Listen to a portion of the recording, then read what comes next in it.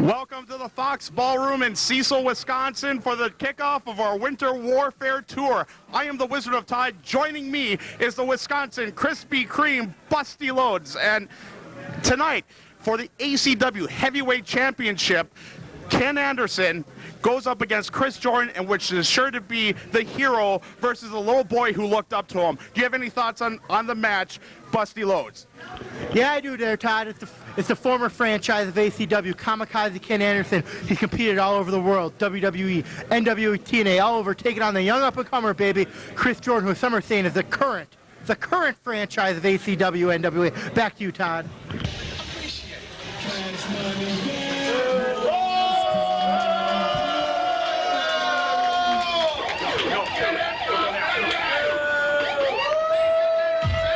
Well, you know, Busty, this is an interesting first match tonight as we get to see Culture Shock go up against Jay Cash and Jay Real.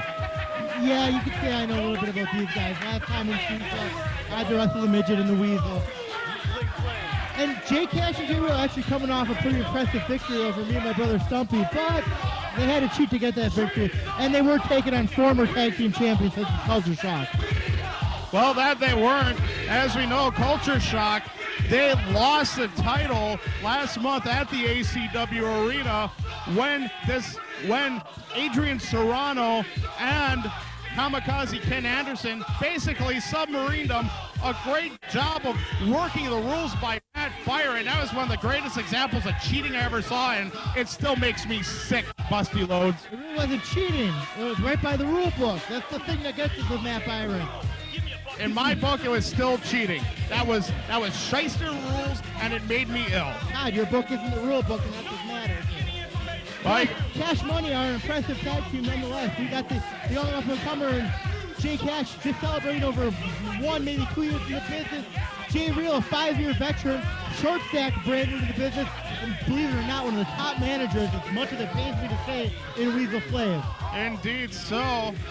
Right now, the crowd not liking Weasel very much. You know, this is the second time in 2 nights that I have seen Weasel Flav. And now, their opponents. Weighing in at a combined 520 pounds, Shane Hills and Rob Norwood, Culture Shock.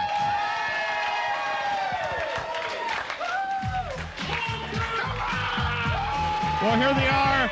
They are the greatest tag team in the history of ACW. Rob Norwood and Shane Hills, Culture Shock. They have won an unprecedented 3 ACW tag team titles, and right now I would have to say they are my pick. They're not their normal, happy, jubilant self. Oh no, there have been problems since last month. There's been friction between these two after they lost the title to Serrano and Ken Anderson. The former goat herder, the former ACW champion, the former hillbilly, if you will. Former hillbilly. Shane Hills is not looking happy to be here tonight. No, he's not. Rob Norwood seems to be into it, but I don't know. Shane Hills does not seem to be all that motivated. He's just kind of sauntering around. Rob Norwood wants to get it on and get it on right away. Now, interesting thing about Weasel Flav, I was trying to say this before, you know, Weasel Flav is the second time in 2 shows he doesn't come in with a gangster look. He looks like a yuppie, quite frankly. You know, I actually didn't know that about Weasel the last show, but maybe he's trying to position himself away from the Cash Money, or maybe he realized how dorky he really looked. You know, that guy in the glasses, that big guy, just checked out his back, and, you know, you could use that for a rug. Maybe carpet your entire house with it. Heavens to Murgatroyd. Sheriff Jimmy Diamond here? No. Okay. Well, wait a minute. Shane Hill's not happy with Shortstack. Oh! He hit him with the bionic elbow. Yeah, Jay Cash decides to get underway, get this thing going. Bell is rung. We are underway. Quick tag made to Jay Real. And Jay Cash, he has been very aggressive as of late and has been paying dividends for him. Jay Real has been around the sport for quite a while. He's new to ACW, 4 or 5 year veteran. I myself have been in him a few times. He's a hard hitter, and he's a very tenacious young man. Don't let his goofy attitude and, well, the fact he's getting his butt kicked right now fool you. Right now, Some good chain wrestling going on. Jay Real now getting the upper hand. Quick tags and tag-ins between Jay Cash and Jay Real. Great double axe handle right on the shoulder there, Busty. Well, working over the shoulder, which I don't know if Shane Hills had former shoulder injuries or not. Why they picked that point to work out. I know his former ear injuries and head injuries, which we think would have been the point they picked. But maybe Weasel wasn't smart enough to do that. Big power slam. There's a big power slam. And the cover, just a 2 count. Somehow Jay Cash is able to kick out, and the do-rag has been tossed out of the ring. Tag made to Rob Norwood. Rob now looks like a shot coming to the breadbasket. No, just a chop to the chest. Oh, a slap across the face by Shane Hills. He just does not look happy. I might have been wrong about the motivation. He does look motivated, but he looks mad at the world, quite frankly. Shane Hills actually looks bitter. You think it's because they lost their tag titles? It's not the first time they lost their tag titles. Maybe something a little different this time there, Todd. It could be. They only had one successful title defense. Of course, Byron decides to sneak in another match because of a so-called open contract. That causes Culture Shock to lose the titles. And Culture Shock, well, there was some shoving going on between Rob and Shane after the last match. You said successful. Really, how hard is it to beat the vanilla shake? Good double team effort going on, but Rob Norwood able to get out of it. Throws Jay Real into the ropes. Big back body drop. Right now, Jay Reel's, he's reeling all right. That's a good pun. Thank you. Funny. And Norwood, another big power slam. The cover. Just a 2 count. Rob Norwood here is on fire now. He's taking care of both members, and he might not even need to piss off Shane Hills to beat him. Right now, I believe that Culture Shock does have to win this match. Low blow. Low blow. High knee lift. $1 million knee lift. Mr. Wrestling number 2, baby. Indeed so. Some great chicanery by Jay Real and Jay Cash. They've really melded into a team. Jay Cash now showing total disrespect. Nice hard elbow. You know, it's very interesting about this match. I do believe that Culture Shock does have to win to get another title shot against Anderson and Serrano. Jay Reel's back in now. Yakuza kick by Jay Real. Stiff kick right to the head there of Rob Norwood. Trying to work over the former ACW heavyweight champion, baby. Oh, there they go again. And Rob Norwood, just a little poke in the eye. The cover, just a 2 count. Rob Norwood, you know, that was like 2 right on the dot, not 2.5 or anything. Rob Norwood still has a lot of fight left in him. He's going to need it because Cash Money has been looking great. Jay Real going for a suplex. He's too big for this. Oh, Rob Norwood fighting back now. Just some fist to the face of Jay Real. Jay Real able to fight back. And Jay Cash able to get that cheap shot in. Norwood, no reversal. Big boot by the big man, the cover. He's going for the tag. No, he's going, you're right, good call, going for the tag. It looks like Shane's arm is still hurt, but Jay Real has his foot, baby. The vantage point I had, it looked like he was going for the pin, but yeah, he was going for the tag. Smart move. And right now, kick to Jay Real. Nope, Jay Real cuts him off again. Jay Real gets the tag to Jay Cash. Thought there might have been a tag there. And right now, front face lock being applied by Jay Cash. Front face lock, one of the basic maneuvers. Wrestling 101, if you will, baby. But it's cutting off the blood to the brain there of Rob Norwood is making him weak. Jay Cash is putting his weight on and making him weak. If you wear it on hold, he's not going to get the 1, 2, 3 with him, but definitely wear him down. Right now, Rob Norwood desperately trying to get back to Shane Hills. Right now, he called. Well, tag was made, but Hill. Ref didn't even see the tag. Ref didn't see it. Nice baiting job done by Jay Cash. And the beatings continue on poor Rob Norwood. Double team effort coming up. Off the ropes goes Norwood. Oh, and they just plastered him. Jay Cash and Jay Real are a very, very good team together. Oh, I think he just put the hammer time elbow drop out on the cover, just a 2 count. And right now, Rob Norwood, he's starting to feel it a little bit. Crowd solidly behind Culture Shock, trying to get their boys to get the victory. Oh, and Jay Real just missed the elbow drop. Yeah, it looked like it hurt. I think it did hurt. And right now, Both men need a tag, but more desperately, Rob Norwood. Rob's trying to get to his corner. Jay Reel's a little slow. Shane Hills, he wants that tag. Wait a minute. What the heck just happened? Shane Hills just refused to take the tag. Shane Hills is walking away. What the heck is this? Shane! Somebody go get him. And Doreen's having a conversation with Hills while Rob Norwood is being pummeled by Cash Money. Shane! In the ropes goes Rob Norwood. Oh, the double team continues. What are you doing? This is just a slaughter. Huge leg drops by both Jay Cash and Jay Reel. Get your ass in there! How you gonna win it back, you idiot? Oh no, not this. Oh my God, he's going for the cash flow. That should be it. The cover. Forget about it.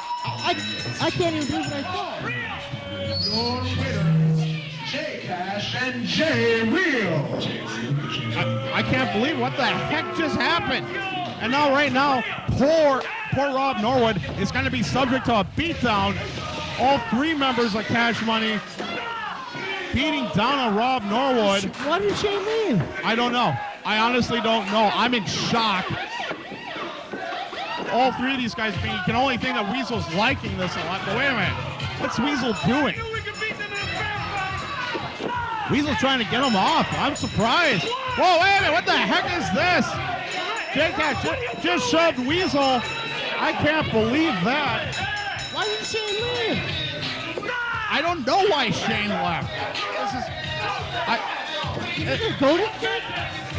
I feel like I've landed in Bizarro World or something. Good grief. Both of these teams left me flabbergasted.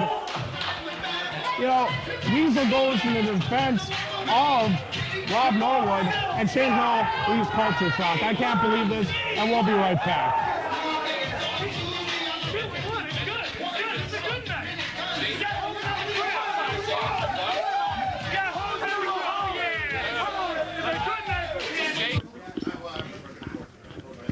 Metalhead Steve Stone. Tonight, you're making your debut here in ACW NWA. I've just got to ask you, what are your thoughts going in against Silas Young, who's been here for like a rather long while? I'm not here 5 minutes and you're already bothering me. I am Steve Stone. Everybody out here knows who I am. You know what? Silas Young, you are a nobody. I have been around the world. I've been to Pittsburgh. I've been overseas. I am currently champions in 4 different promotions in Chicago. You don't stand a chance, kid. I've seen your work. You're terrible. I know who you are inside and out of the ring. So there's your answer. Any more questions? Do you want an autograph? I can give you an autograph. I guess that's going to be Can I go it. change now? Go on and do what you got to do. Thanks, Jerky. Steve Stone, man on a mission tonight.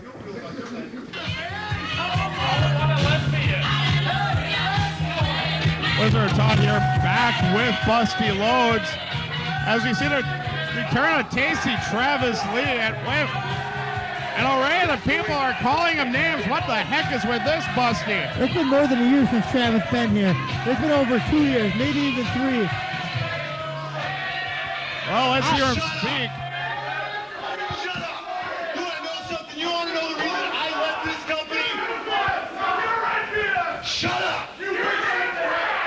Hey, I'm Tasty Travis Lee. I left this company because of fans like you, and you started getting close to me. Stefano, I don't know where you are, but God, am I ever sorry. Please, if you can find it in your heart, forgive me. Shut up! Now, Jason Jerry, I don't know who you've got lined up for me tonight, but whoever it is, I know it's not a long time. We're on good terms. I know it's not Kevin Krueger. He doesn't want to leave the company. Who's coming out? Wait a minute, what's that music? I know this music.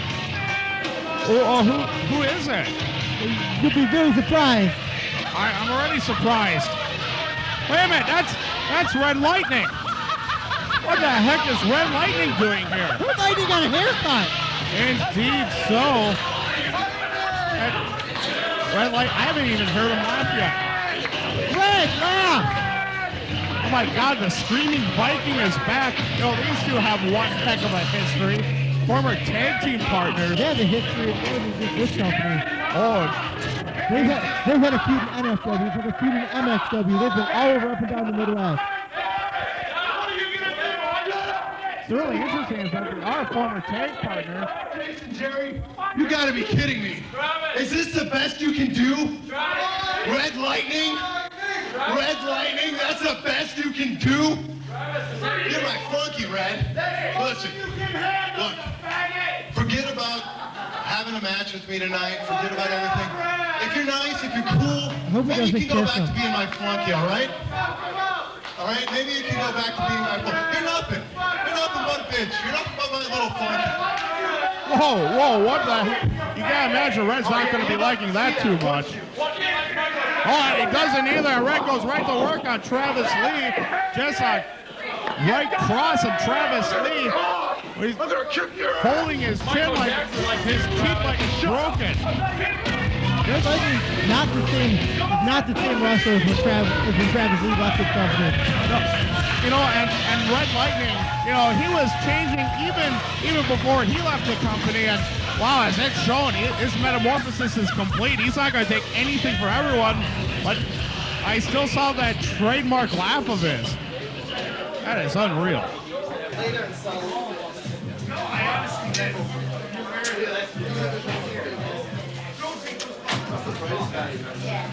Hey, yes, sir. You got anything going on tonight? Wait, you missed the spot. Hey, Okay, hey, you got anything going on?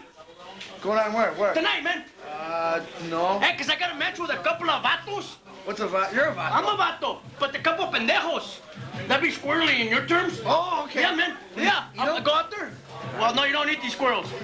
Okay, maybe later, but you know, got a couple of guys out there we're gonna take on. I need somebody that's kind of stewy. You know anyone? Yeah? Yeah, after we go out there, we'll stew them up, chop them up, and then me and you later, we'll go have some worms. Beer.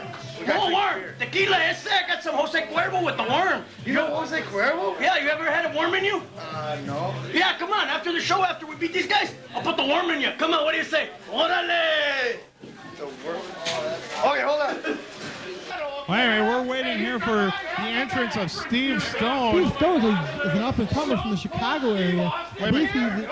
Isn't he a Cubs broadcaster? No, different guy. Oh, okay. I believe he might even be MSPW heavyweight champion. In fact, you are right. I just got some notes here. Someone hand me some notes. He is the current MSPW champion. He has worked for the MWA. He has worked for MAW, IWA Mid-South, and WAR down in the tri-state area. You know, And here he comes right now. He actually has our job in IWA Mid-South. Does he? And look, he's wearing a Sam Hain jacket. And, well, some would say dancing, but I guess that's neither here or there. It's coming out of Constance. I didn't know that Constance knew this Steve Stone, and Steve Stone, well, kind of making himself very unpopular to the fans very quickly. Steve Stone has one of the most picture-perfect moonsaults in the business today. You know, it's really interesting here in the back that Steve Stone called Silas Young a nobody. I mean, to call Silas Young a nobody, I mean, Steve Stone does hold 4 different championships in Chicago, but still to call Silas Young a nobody. Making his way from Saskatchewan at 5 feet 11 inches tall and 207 pounds, Silas Young.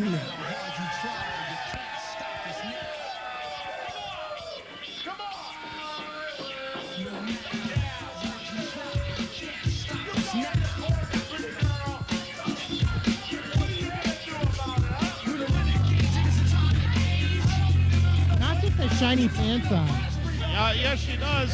And we're waiting for the entrance of Silas Young. I didn't know he was from the Saskatchewan. I thought he was from Appleton. He must have moved. But I guess so. Must have moved up there. He's a Northman now.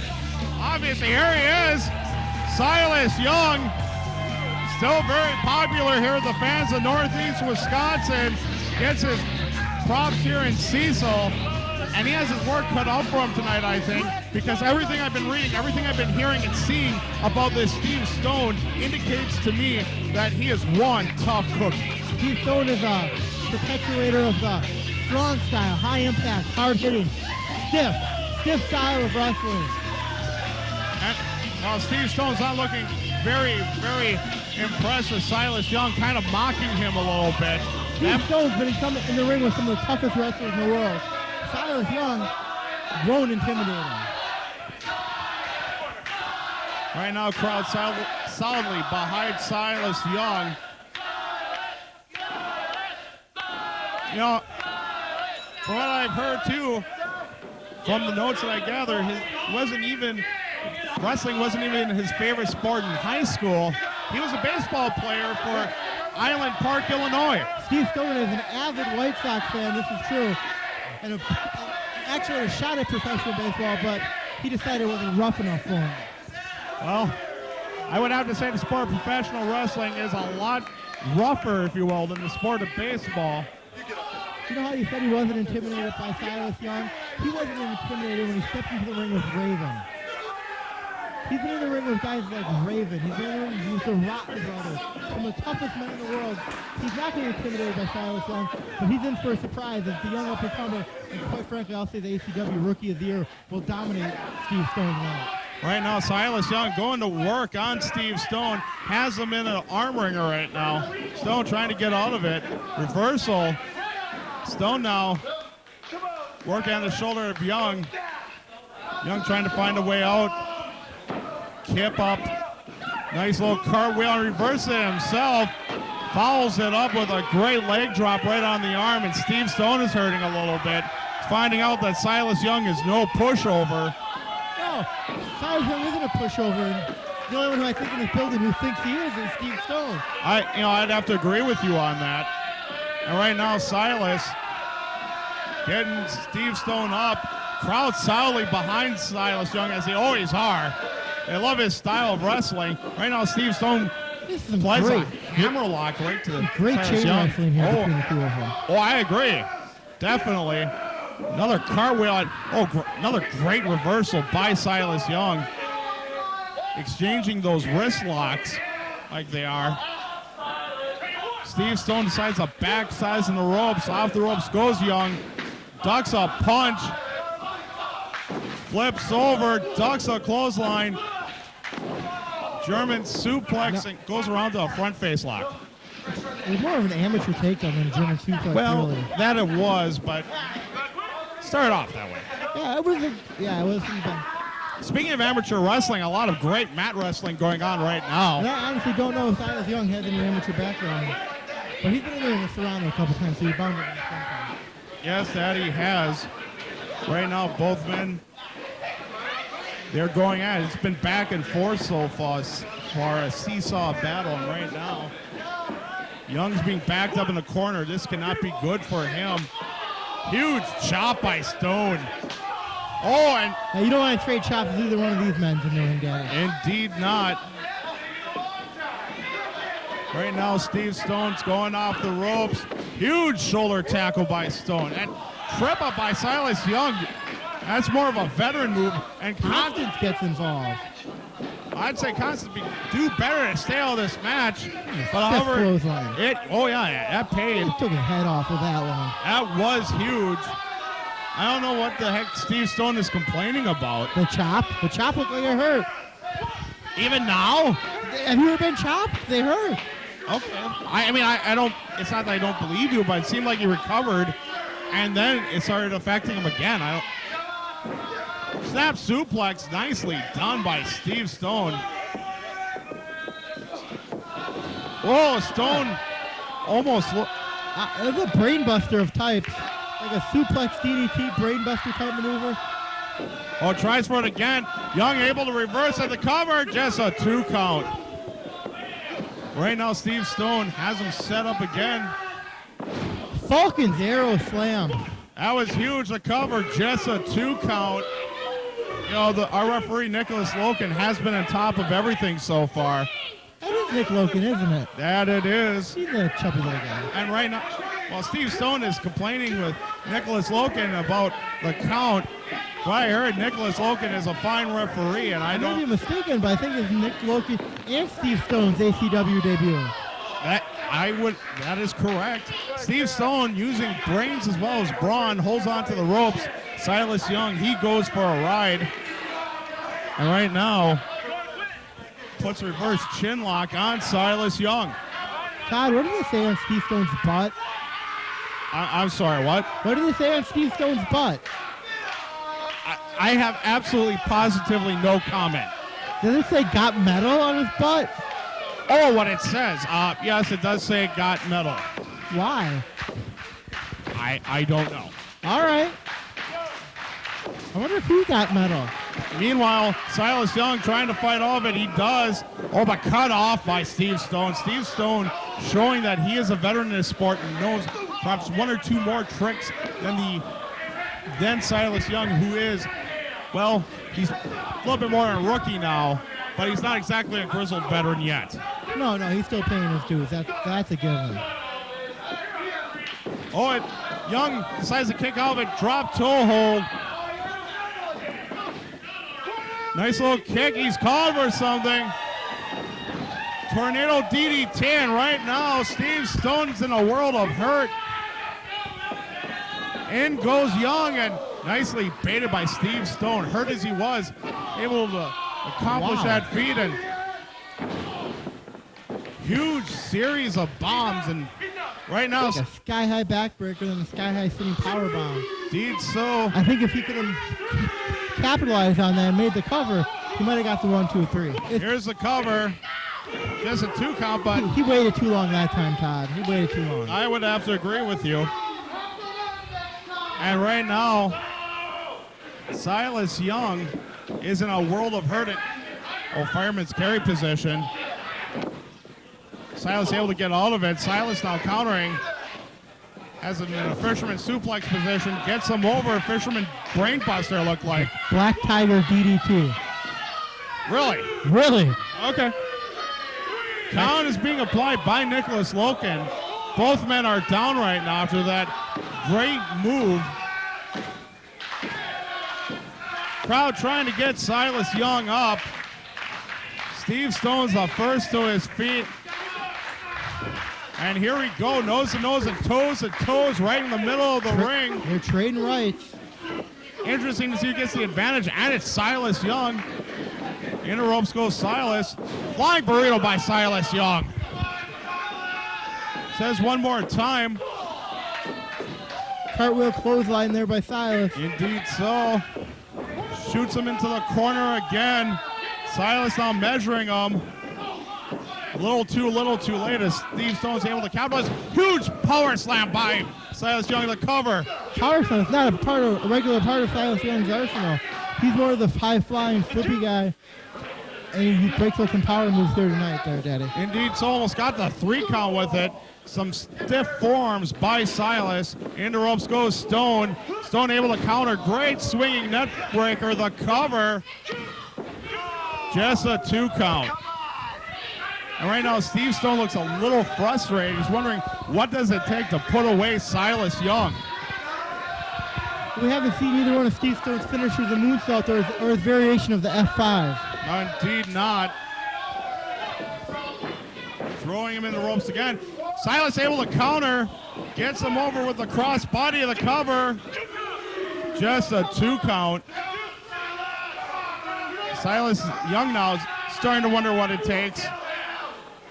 Gives him a right shoot. No, reversal now by Steve Stone. Right now, Constance decides to stick her nose where it doesn't belong again. She's been causing all sorts of chicanery as of late. Right now, Steve Stone has him up in a fireman's carry position. That's it. That's his variation of the F5. That should be it. The cover. That looks pretty violent. Forget about it. Steve Stone.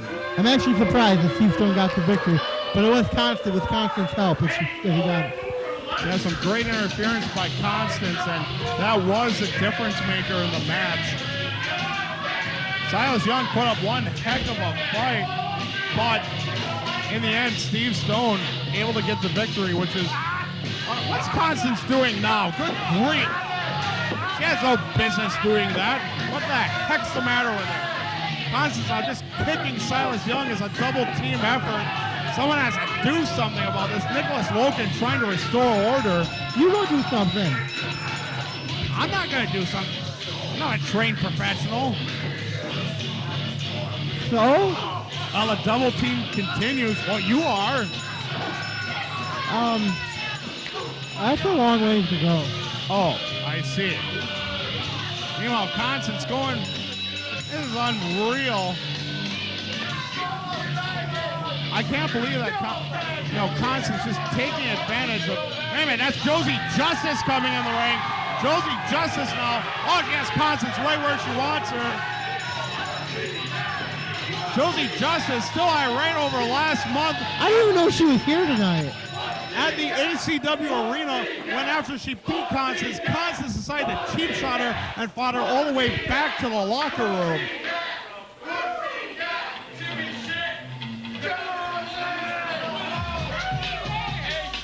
And right now, Josie Justice, is checking on the condition of Silas Young. There's something going on between Josie and Silas, or is it just Josie's hatred for Constance and things that God brought her out here? It might be a combination of both, quite truthfully. But the crowd definitely liking that Josie Justice was able to dish out a little justice just now. And fans will be right back. Joey! 3 weeks ago, I got a phone call from Jason Jerry, and he said, Horace, I got a couple options for you for winter warfare. In the new year, 2004, Horace, who do you want to face? And there was one name that was mentioned that got me excited, and that was you, Joey. Because fresh meat for Horace makes me excited. Now, Joey, I know all about your reputation with the young stars in the cruiserweight division throughout the Midwest. And I know you're going to put me through a test. You're going to push me to the limit. I don't know if I'm going to be able to get you when you come flying at me. I don't know if I can avoid the super kick. But Horace the Psychopath has been the NWA Wisconsin champion, the NWA Wisconsin heavyweight champion for the last 6, 7, 8 months. And if you think, Joey, you're going to come in here, hot up your tag team run, hot up being a cruiserweight, and take my heavyweight title,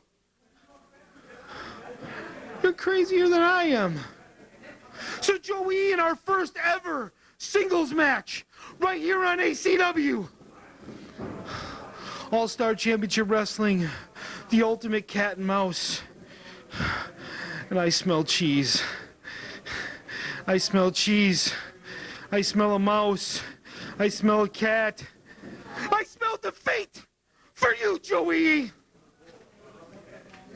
I smell defeat.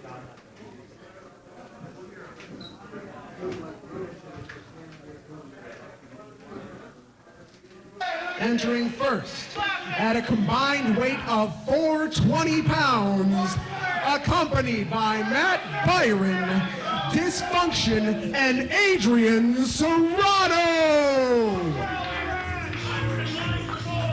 Didn't it mean 420 pounds? I believe it did mean 420 pounds. Well, I don't understand.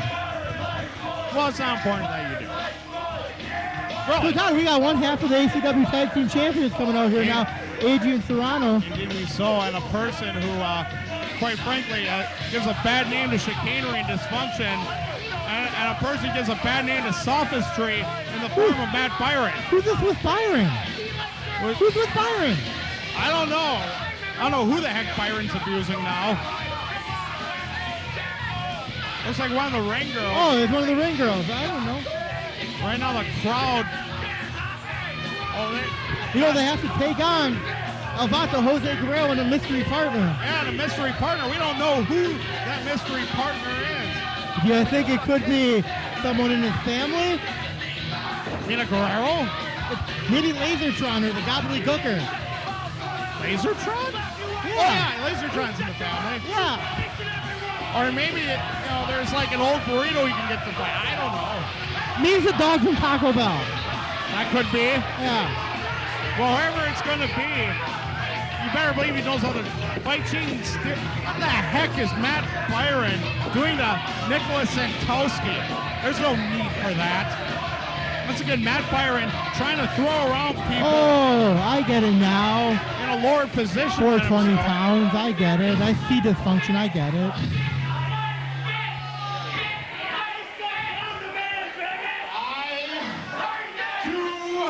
Not like boys! Well, the crowd definitely disagreeing with Byron just a tad. But since you're also fired up to see boys, Vato! Oh no. Odele Colero! Vato, you think you've got a tag team partner? You don't have any friends! Your friends are your cucarachas and your chimichangas! Wait a minute, you said I'm gonna cockroach? do you a favor tonight! Since you like Mexican food, I got a burrito as big as your head! Oh, good grief. We don't need to hear that. It was this place in Appleton. You know, and they're saying that cockroaches are his friends. How you like that? I didn't, Mr. Serrano. I mean, I wasn't making fun of Serrano, and then don't hurt Making his me. way from Eagle Pass, Texas, weighing in at 180 pounds, El Vato, Jose Guerrero. He lies, he cheats, he steals. He is a Guerrero.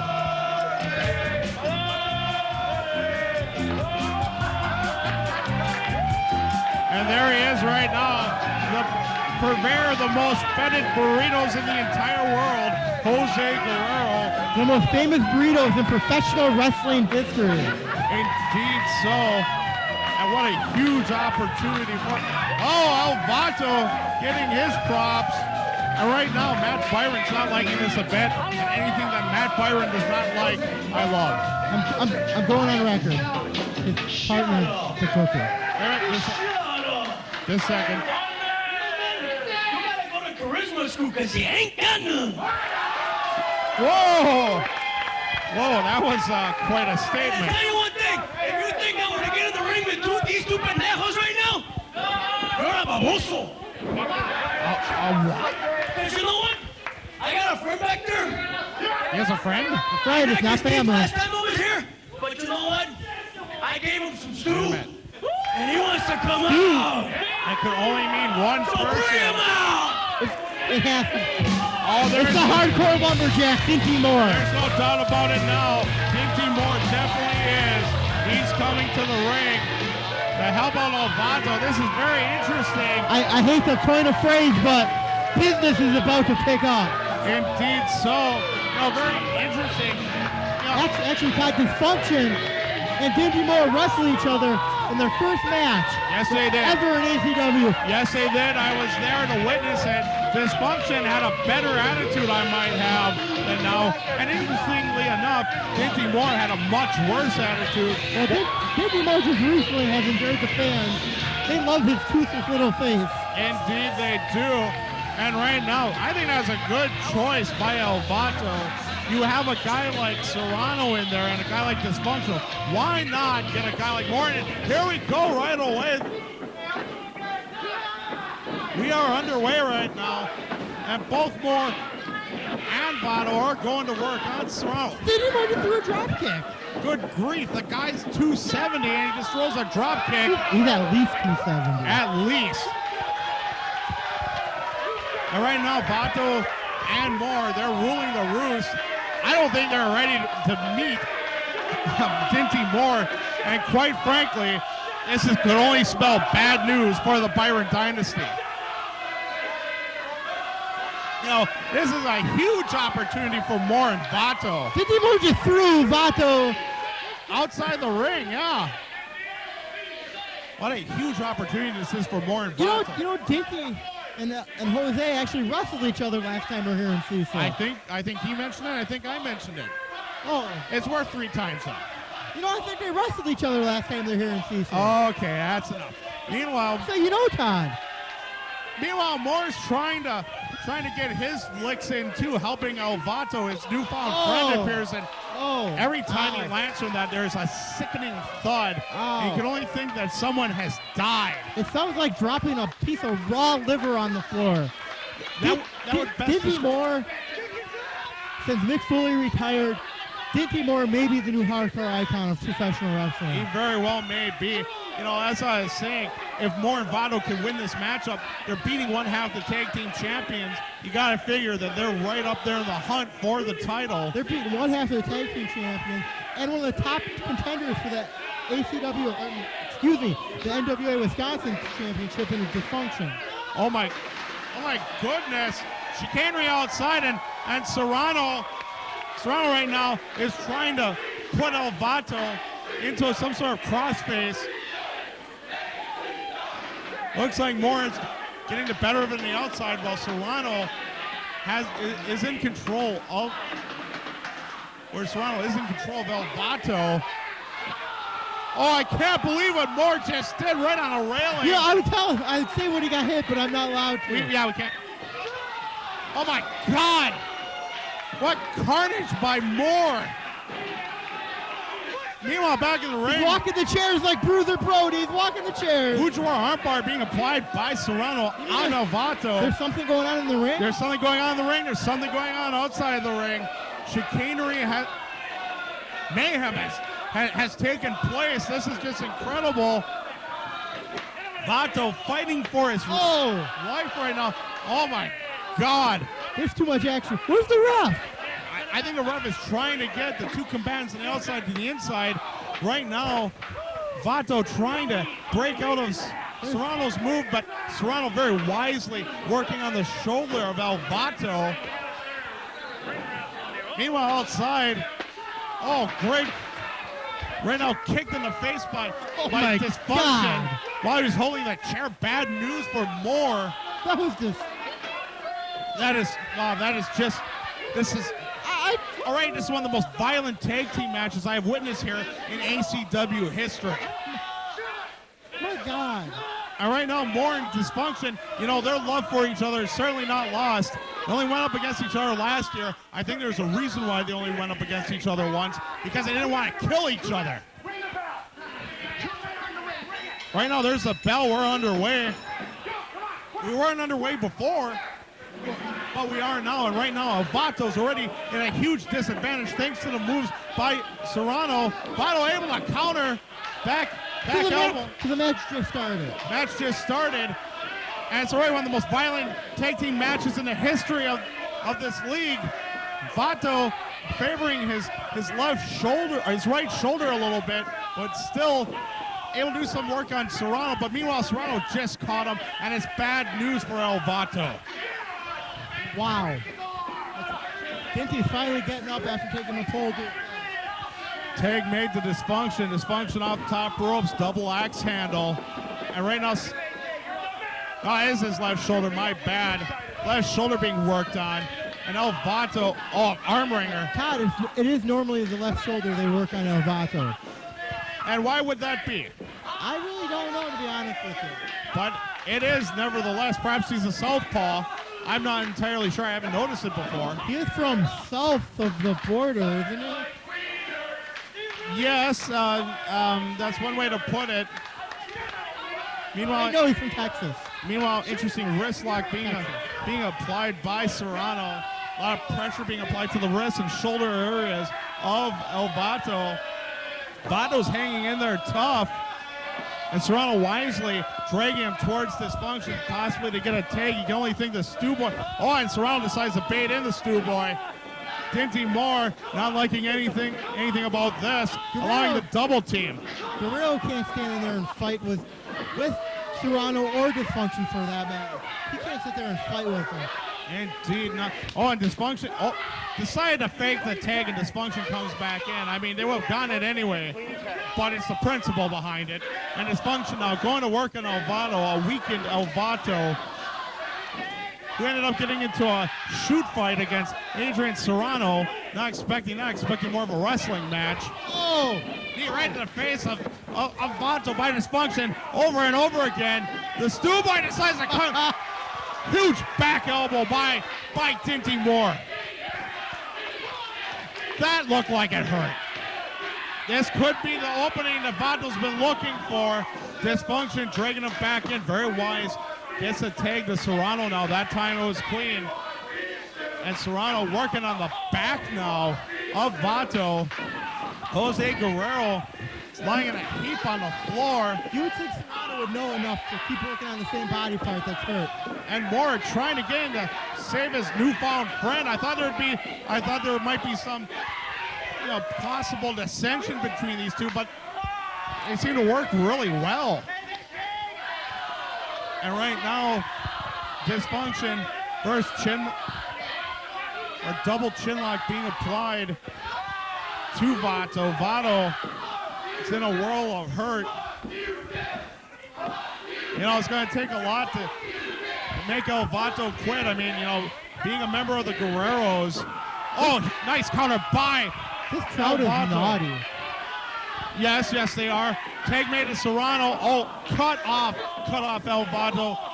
And a nice reverse thrust kick by Serrano, baiting in Dinty Moore.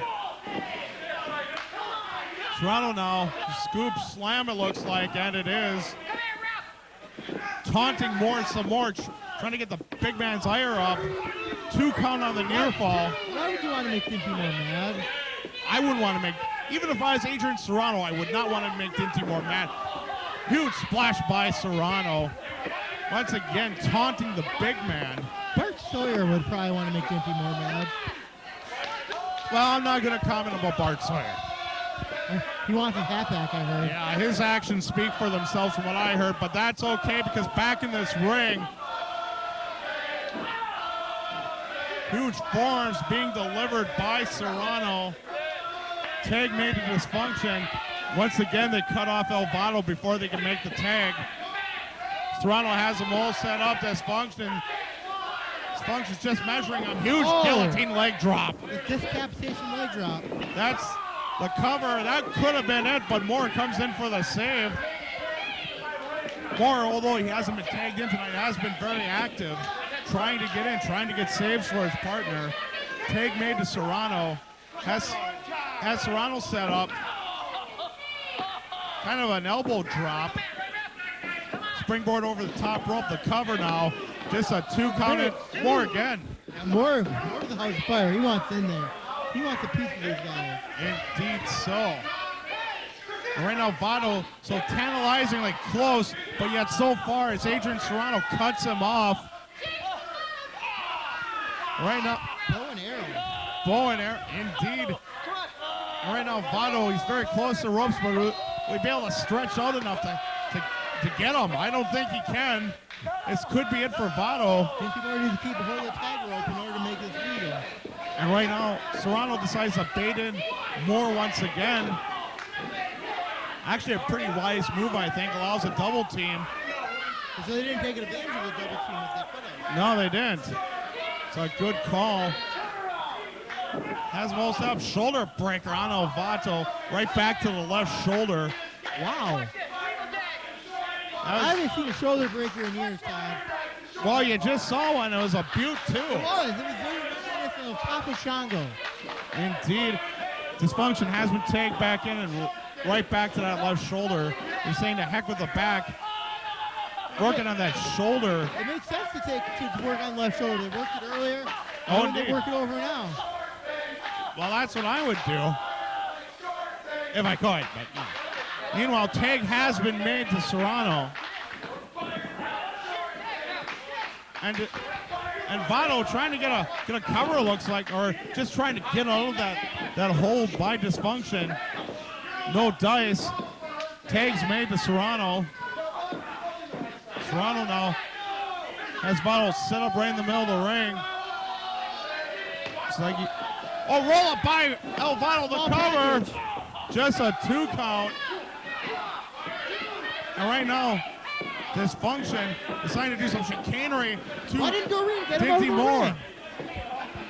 I don't know. That's one thing he didn't do. And right now, Serrano just continues the beatings on El Vato. Why is the ring shirt on top?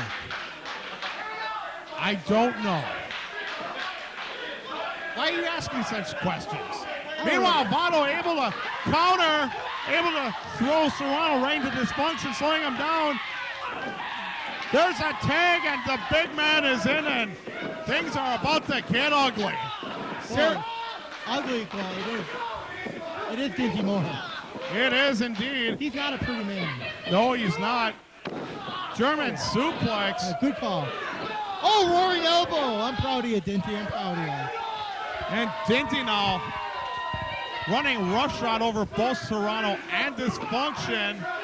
Has Dysfunction Blue up. Thunder. Blue Thunder. The cover. Just a 2 count broken up by Adrian Serrano. Vato decides to come in again. He got a little bit of rest. And right now, Moore taking Dysfunction's head into the top turnbuckle. This could be a train wreck coming up. Setting him up, double chop. And right now, they got him set up. And there it is, train wreck. All 4 men are in the ring. Doreen's not even doing anything to try to get him out. He's just letting him play. Huge move by Moore and Vato. Moore takes care of Serrano, and right now it's just Moore and Dysfunction. Poking the eye by Dysfunction, slowing down Vato. Oh, super kick. Huge super kick by Vato. The both of them were all set up again. Looks like a wheelbarrow. Wheelbarrow to a splash. The cover. And that's it. Our winners by pinfall, Dinty Moore and Jose Guerrero. You know, I got to call this a huge upset. You have one half the tag team champs in Adrian Serrano. God, you can call it an upset, but with competitors like Vato, Guerrero, and Dinty Moore in there, you know, it's not really an upset. They're both top flight competitors, as is Serrano and Dysfunction. Indeed they are. You know, this will boost them up in the tag team rankings. I would not doubt one bit if Serrano and, not Serrano, but Vato and Moore end up getting a shot at the gold being held by Kamikaze, Ken Anderson, and Serrano. They just be 2 members of Byron's Dynasty. Maybe they'll be looking for some revenge on the next show. That they could be, and we'll be right back.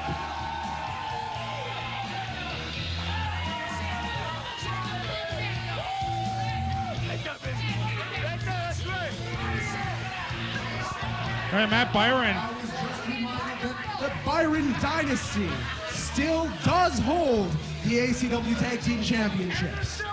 Kamikaze Ken and Adrian Serrano, ACW Tag Team Champions. Do you think they should announce that Byron likes boys? Vato! Vato! Stewboy! January 17th, you fight the real champions, you get the shooter, and you get Kamikaze Ken, provided he doesn't kill Chris Jordan tonight. How do you like that? I can't believe this. They do get the title shot. I'd be a little worried about Ken and Serrano. They looked awfully good tonight. Busty, I'll tell you what. I'm very surprised at the chemistry in the team between Dinty Moore and Vato Jose Guerrero tonight. That they were. They definitely meshed as a tag team, and they could be a threat to anybody, and we'll be right back. Is your 2004 New Year's resolution to get back in shape? Fitness Factory has the largest selection of name brand exercise equipment on sale now. For a limited time, save on treadmills, home gyms, and ellipticals. Fitness Factory has the top brands like Schwinn, Nautilus, Bowflex, and Landice on sale now. And get 0% interest and 2 years to pay. Get in shape, feel good, get to Fitness Factory in Appleton and in Green Bay. Fitness Factory, your choice in fitness. Diablo, John Johnson, one of the group I like called the Minnesota Mafia. I don't know if it's their actual name, the Young Stars themselves. Is an up-and-comer for Minnesota, quite frankly. A Minnesota Vikings fan. No, they look like they're Seattle Seahawks fans. Oh. Well, obviously, I think the entire state of Minnesota after last week decided to ditch the Vikings, like I could blame them. So they decided to adopt Seattle it's very interesting. I should have figured that Shimdog would be around because, as you know, Johnson and Joey E and Shimdog, they don't like to hang around together. It does smell like a Shimdog around here. Right now, the crowd giving it to both these guys. Right now, El Diablo kind of telling a fan where he can go. Not exactly the most polite thing in the world, if you ask me.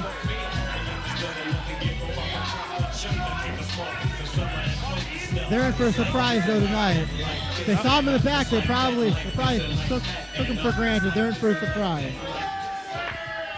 And his opponent, hailing from St. Louis, Missouri, at 6 feet tall, 185 pounds, KC Styles. Holy cow, Busty. We haven't seen KC Styles since, last year. Well, actually, if you go by the calendar, a couple years ago when he was part of the new GQ centerfolds. KC Styles is one of the best high flyers in the upper Midwest today. It's a very Hardy Boyish look and Hardy Boyish style. And quite frankly, I'll go out and actually say this, my former tag team partner here in ACW. Indeed he was. Yes. KC Styles, some would argue he was the better part of that tag team. Not me, but somewhat. I would say he was. The other guy was kind of fat and sloppy. Right now, Styles, he doesn't look like much. He doesn't look like he can do anything. He's only 180 pounds and 6 feet. So, yeah, he's a bit of a string bean. I would say 180 pounds with a wet sweatshirt on with 2 bricks in his pocket. But like I'm saying, he's not one to be underestimated. No, he's not. He can hit moves you've never seen before, such as the Swanton Bomb leg drop. Sensational takeover, the Fireman's Killer Mitsunoka driver, which he's hit on over 300-pound men. Indeed, so. I've seen him do some amazing things to guys. It's a high-flying style. It's certainly not Lucha Libre, and I don't think it's really quite Japan. It's definitely a hybrid style. It's a hybrid style of American, Japanese, a little bit of European, some Korean, and a tad bit of the Samoan tribal wrestling style. In short, you're saying it's KC Styles. KC Styles. Well, the match is underway. Well, yeah, John Johnson's going to be able to win that matchup all day long. KC Styles, of course, being not exactly a power man, that's not his forte. There's actually a rumor going around that KC Styles' older brother is a former NWA World Heavyweight Champion. I did not know that. Who are they saying is his brother then? AJ Styles?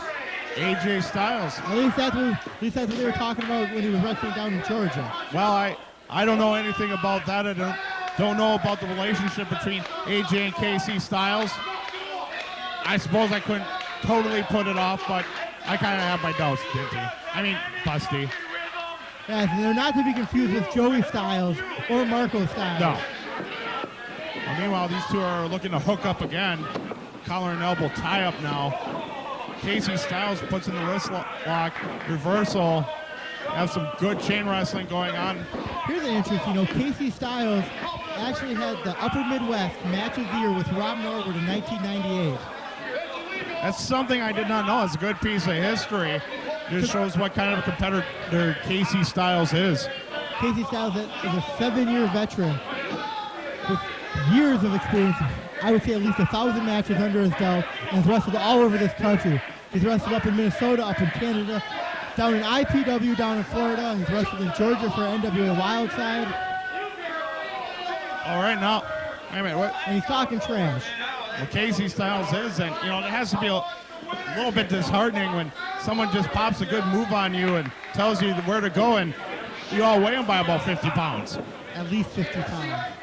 But KC Styles is deceptively strong. Like I said, he's hit over 300-pound men, myself included. Oh, beautiful spinning wheel kick. All right, now KC Styles kind of showing John Johnson what he can do. There he goes, folks. Acai moonsault the cover.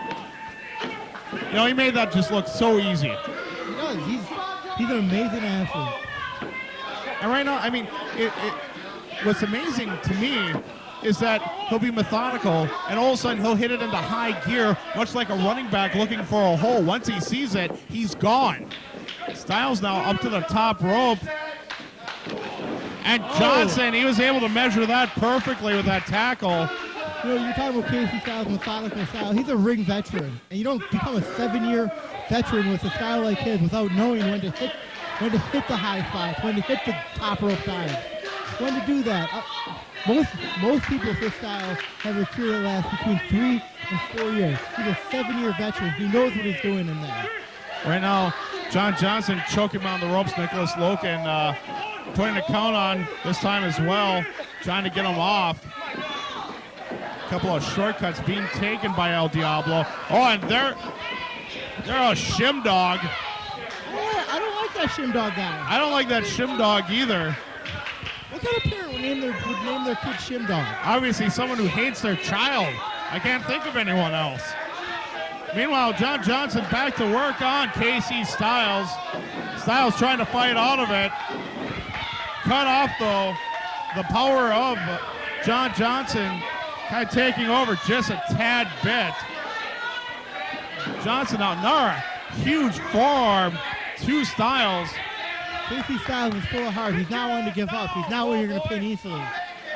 All right, now Styles trying to get a breather. Gets a little bit with Johnson jaw-jacking the crowd. In fact, if you look at any of the old new GQ Centerfold matches, Casey Styles never once took the pinfall. That's true. Styles now trying to set up. No, just a power bomb. Turned into a power bomb by John Johnson. The cover. Just a two kind of. Now, why the heck did he have to do that? I think it's almost cheating Casey Styles of the opportunity to kick out, and I think he would have on that. I don't know. That was a pretty big maneuver there. Might not have, but that might come back to haunt him. Meanwhile, Shimdog's just going to work on Casey Styles once again. Styles now decides to gets thrown back in the ring by Shimdog. John Johnson going back to work. First neck breaker coming up. Just nails it, and that could be it. Well, it looked like that was a pretty neck breaker. Rick Rude would have been proud. Just a 2 count on the near fall. Right now, Johnson is firmly in control of the match. And Casey Styles had better get on his horse, so he's going to see his payday go down quite a bit. He's not going to go to the pay window, if you will. Huge vertical suplex holding Casey Styles up for a long time, but of course, when your opponent's only 180 pounds, you can do this. The blood rushing to his brain is going to make... That was definitely textbook. Ow. Huge back suplex, vertical, held it up for a long time. The impact was maximized. The cover, just a 2 count. Nicholas Loken once again doing quite a good job in my opinion. And now John Johnson continuing his assault on Casey Styles. Styles now backing up into the corner. Casey Styles may be one of the lower guys, but look, he's still on his feet after the beating he's been taking. That's hard to say. Right now, John Johnson lifting up his shirt, get more sting in those chops, and that was a good one. Johnson getting him, putting him up to the top rope. Can only think that a superplex is coming up. Here. This is Casey Styles in his favorite spot in the ring as he's up on the top rope. Styles trying to block it a little bit. Styles is fighting back. Knocks Johnson off the top rope. Styles now, he's in possession. Oh, beautiful blockbuster type neck breaker off the top rope. This could be the opening that Casey Styles needs. Shimdog trying to get John Johnson up because he knows he could be in deep trouble if Casey Styles is able to get to his feet. Whoever gets up first might win this match as about a tie. You know, Casey Styles would be a good part of the NWA X division. I would agree with that. He'd fit in much better than he would in there with... 10 count by Casey Styles. Irish whip into the corner. Styles just measuring him. Huge splash by Styles. Styles now has reestablished his control of the match. Johnson off the ropes. Great drop kick. Nice thing about being 6 feet tall is that you can get up there a good ways. A 2 count on the near fall. Also, that six foot length, you got great leg extension to catch him right in the face. Indeed so. Looks like Styles going for again. Reversal by John Johnson. Looks like a tilt-a-whirl. No. It's like a variation of. Oh, that's it. That's a dirt nap. That should be it. Johnson turns him around. Very nonchalantly the cover. That's a 3 count. And the winner of this match by pinfall, John Johnson. You know, it almost looks like Casey Styles was going to get, I guess you could say, upset victory because we haven't seen him for a while. Well, it looked like that way, but El Diablo able to give him credit, able to counter one of Casey Styles' more impressive moves and able to set him up for the dirt nap, and that was it. A couple extra kick for a little emphasis, and what the heck is that? I'm surprised he just didn't put a stuffed walrus on his chest, too. I mean, what the heck is up with that? The walrus? Yes. Google Gachoo. God bless you. Meanwhile, Johnson now. Oh, Big Bob is getting into it with John Johnson. Big Bob could eat him. I think Big Bob could eat me. He put me in a sandwich. They think better of it. Hey. What? Sandwich is my thing. Oh, sorry. Well, he is victorious, John Johnson, over Casey Styles, and what I have to say was a rather impressive showing by Casey Styles, and we'll be right back. Yeah, I don't know what happened, man. Yeah, things got totally messed up. Wait, what in the hell is going on? Look, I have Rob Norwood on the ground, putting the boots to him. Yeah, You're stopping me. Yeah, because it was done, it was over with, we won. Okay, look, what difference does it make? Look, did you see Stack? Stack wasn't stopping me. You came and stopped me. I'm just trying to figure out what's going on. You act like you're their manager or something. No, because we had the match. I don't like Rob Norwood either. Man, he's a punk. But I don't say we gotta put him out for good. We gotta win. We got better things to do. But you know what? You know what? Maybe we're better off our own separate ways. And maybe you're right, man.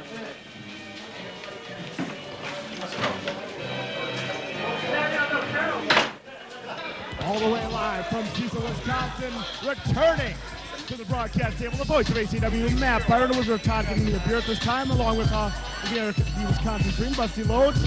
Hey, Matt, how you doing? I heard I'm doing great, but how the hell did Joey E get to be 246 pounds? The real question, how did he get an NWA title shot? Did he have the sheriff in his pocket? What's going on there?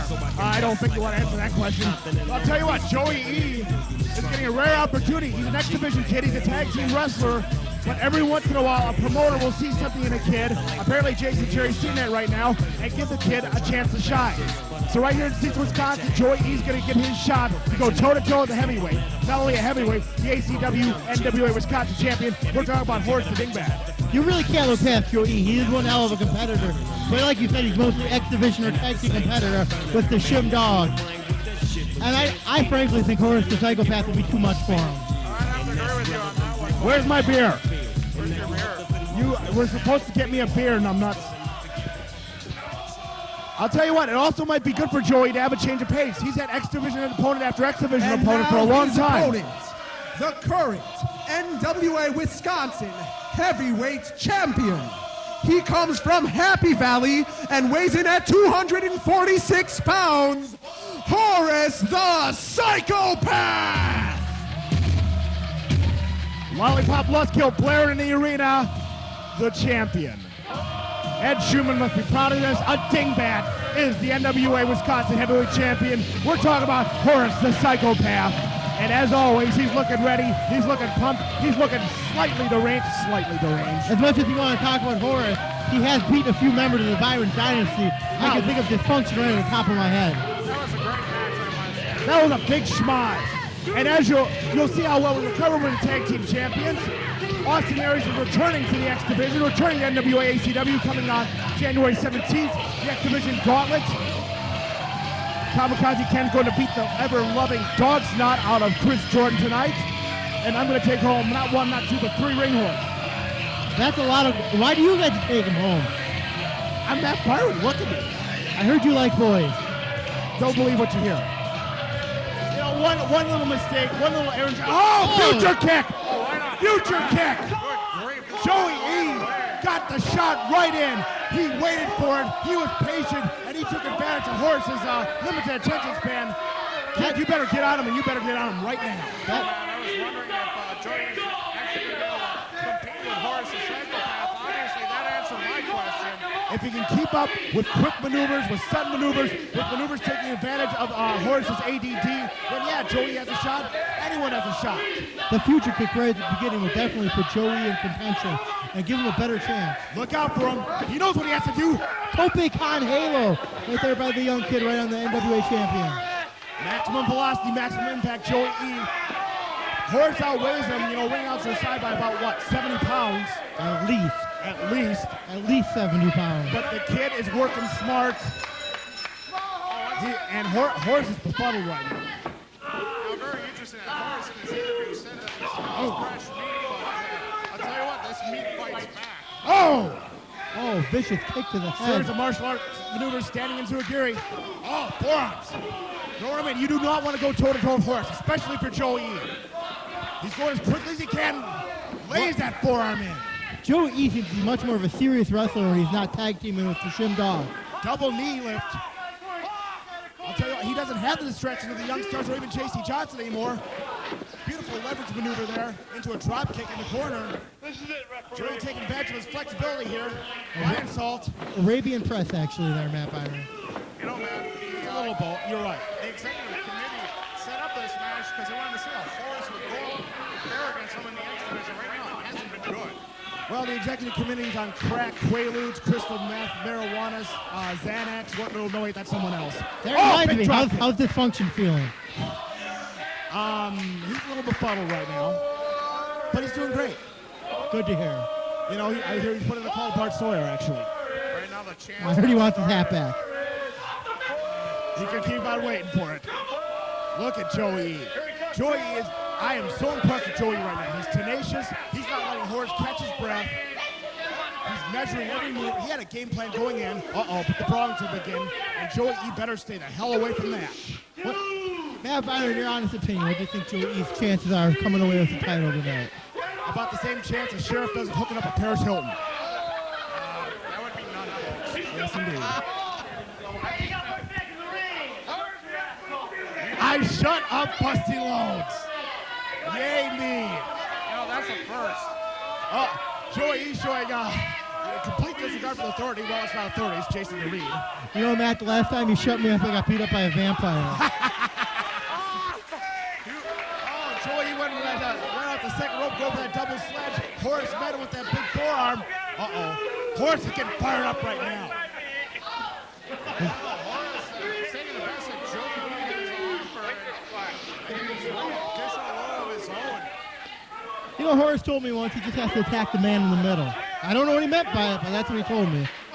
Why are you talking to Horace to begin with? He had a sandwich. Oh my God, he's got color. Horace got color. Horace is busted wide open. Ketchup, you fool. What does he think he's a kielbasa? He thinks he's seen his own blood and he's about to go ape. He's about to go berserk. Well, that's where that limited attention span comes in handy for him. Wait, Horace's blood is tangy and delicious. It's ketchup, you fool. He's busted wide open. Jesus Christmas. Pay attention. Well, maybe he wants to send this tape in somewhere and want to do it the easy way. There's a high knee lift. Horace won't go for the swantons. Horace won't go for the halos. He's got that beautiful senton splash, but I don't think Horace is thinking about aerial maneuvers right now. I don't think he's looking for high-risk maneuvers. I think he just wants to beat the ever-loving hell out of Joey E, and Joey E better pray to whatever he prays to. he puts the ketchup on himself, but he fights Joey. I just don't get it. Oh, Noogerlicious. Horace the Psychopath just ate a booger. Good grief. Oh, it could have been Maybe worse. it's like Popeye to spinach. With a vertical suplex, well executed. Out of 2. Joey's hanging in there. Got to give him credit there. I wonder if we're going to see the youngster. Horace is covered in ketchup and snot. Oh, that's an average night for Horace for you. Ketchup and An snot. average night for anyone in Cecil. Cecil's not that bad, Oh, Byron. headbutt.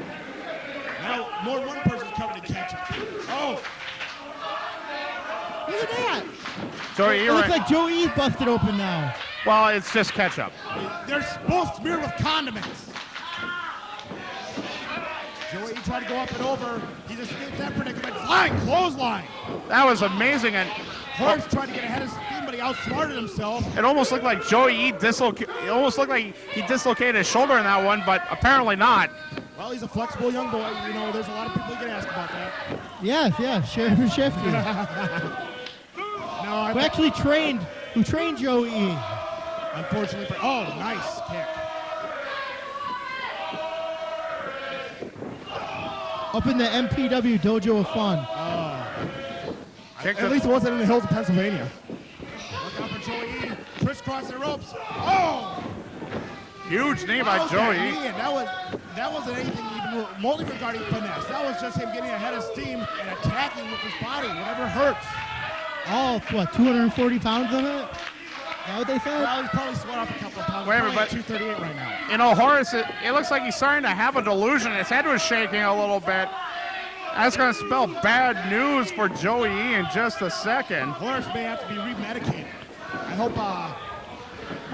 hope Jason Doreen's carrying his lithium. If not, I know someone who is. Seven's not here. No, Seven's in Minnesota. Here's the cover, just a 2 count on that one. Obviously inspiring She's making herself more beautiful. Obviously inspiring that pool guy to catch that huge touchdown last week in the Minnesota-Arizona game. The fans are strongly behind Horace the Psychopath here in Cecil. Well, everywhere. Joey's laying him in. Back to, he telegraphed that. He got the DDT. Swinging DDT from Horace, but now he's trying to convulse himself. He's trying to, what is he trying to do? He's trying to get electric shock. He's trying to do the curly shuffle. And this could be the opening that Horace has been looking for. Horace trying to get some circulation into that. He needs to get some circulation into his head. Get some of those brain cells working again. Joey E, in the meantime, struggling to his feet. Horace. Horace is motivated. Horace is having an episode right now. God, I've seen that look on his face, and it's no fun. That man is impervious to pain at this moment, and he's going to take it right out on Joey E. Joey E is game, but Horace is going to work. There's the forearms. There's the fists. Yeah, Joey is in trouble now. Joey E is a target. Like you said, when you see that look in Horace's eye, there's no stopping him. That is a fearful. Oh, I've seen this before, haven't we, Matt? Wheels on the bus go round and round. Big splash, nobody home. Joey got out of it. Good presence of mind by Joey E. The kid is hanging in there more than I think a lot of people thought he would. Twisting leg drop. Count of 1, count of 2. That it's not looked like he had a chance there for a second. I got to give Joey E credit. I got to give Joey E credit. He took that flurry of offense and was able to counter it. Wait. Is Horace busted open? It's ketchup. Oh. No, it's not. It's time for chops. It's time for chops. We barely noticed it. Metal! Jumping knee. Meanwhile, Horace is taking control again. Look for that suplex once again. Joey floated out of it. Sets him up. Whoa! This could be it. Twisting neck breaker by Joey E. Got a lot of velocity on that one. Only gets a count of 2 though. Joey E's trying to motivate himself here. It's fascinating. Some people almost look like some people were getting behind Joey E there. That was kind of an interesting little thing. Well, some people get behind the Packers too. It's a pity thing. Some people get behind Actually, I hear it's the other way around. He's a pitcher, not a catcher. And Horace the Psychopath is a herder. Reverse DDT, I'm guessing bye-bye time. That's it. Bye-bye. And NWA Wisconsin Heavyweight Champion, Horace the Psychopath. Speaking of heavyweight champions, Kamikaze Ken Anderson's got some gold to get himself. I'm going to motivate my boy right about now, and he's going to make macaroni salad on Chris Jordan. Night, night, now.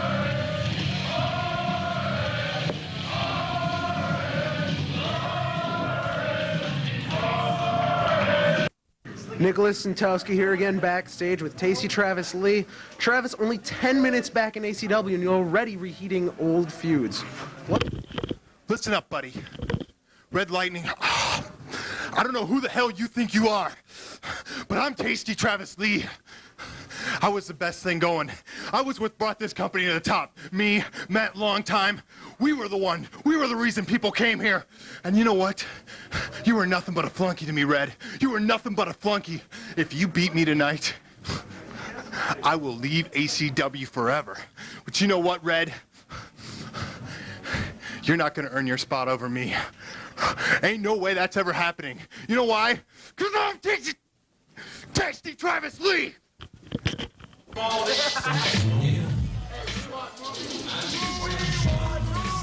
Wizard of Todd here, now joined by Weasel Flav and Marty McClure. Kind of a continuation of a feud that started last month at the ACW Arena. We have Constance versus Josie Justice coming up. This could be a tremendous matchup. Yeah, as long as they don't tear down the entranceway like they almost did last time. Well, you do have a point there. Well, you know, I think tonight is going to be Constance's night. I actually believe she's going to go over tonight. Hey, she already exhorted force earlier in the night, putting over Steve Stone. Yes, she did. She did a great help on Steve Stone over Casey Styles. Now, we've had one hell of a first half. Now, that is some junk in the trunk. Minneapolis, Minnesota.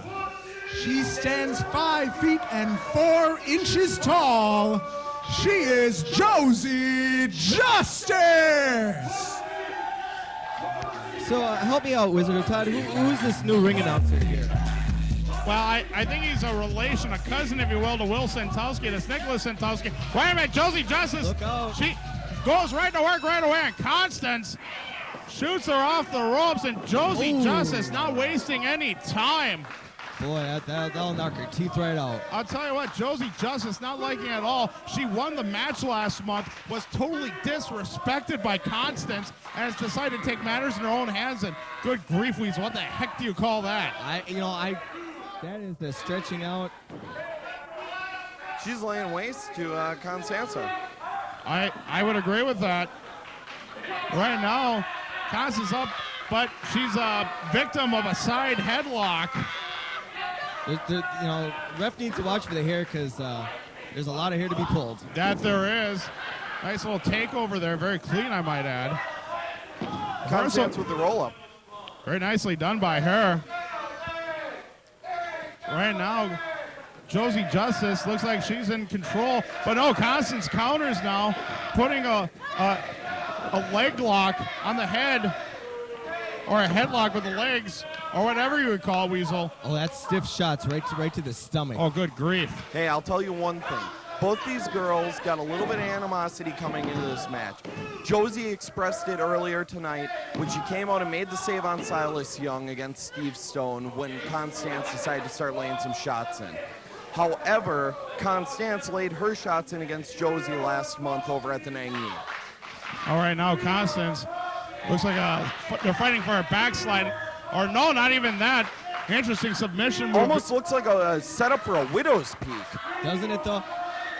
Josie's not in a good position right now. Right now, Josie is mercifully dropped to the canvas, and Constance right now, she has established control in this matchup. And well, it looks like Constance is just trying to massage her neck there. That's not a massage. That's called a choke, Weasel. No, I kind of think it was a massage.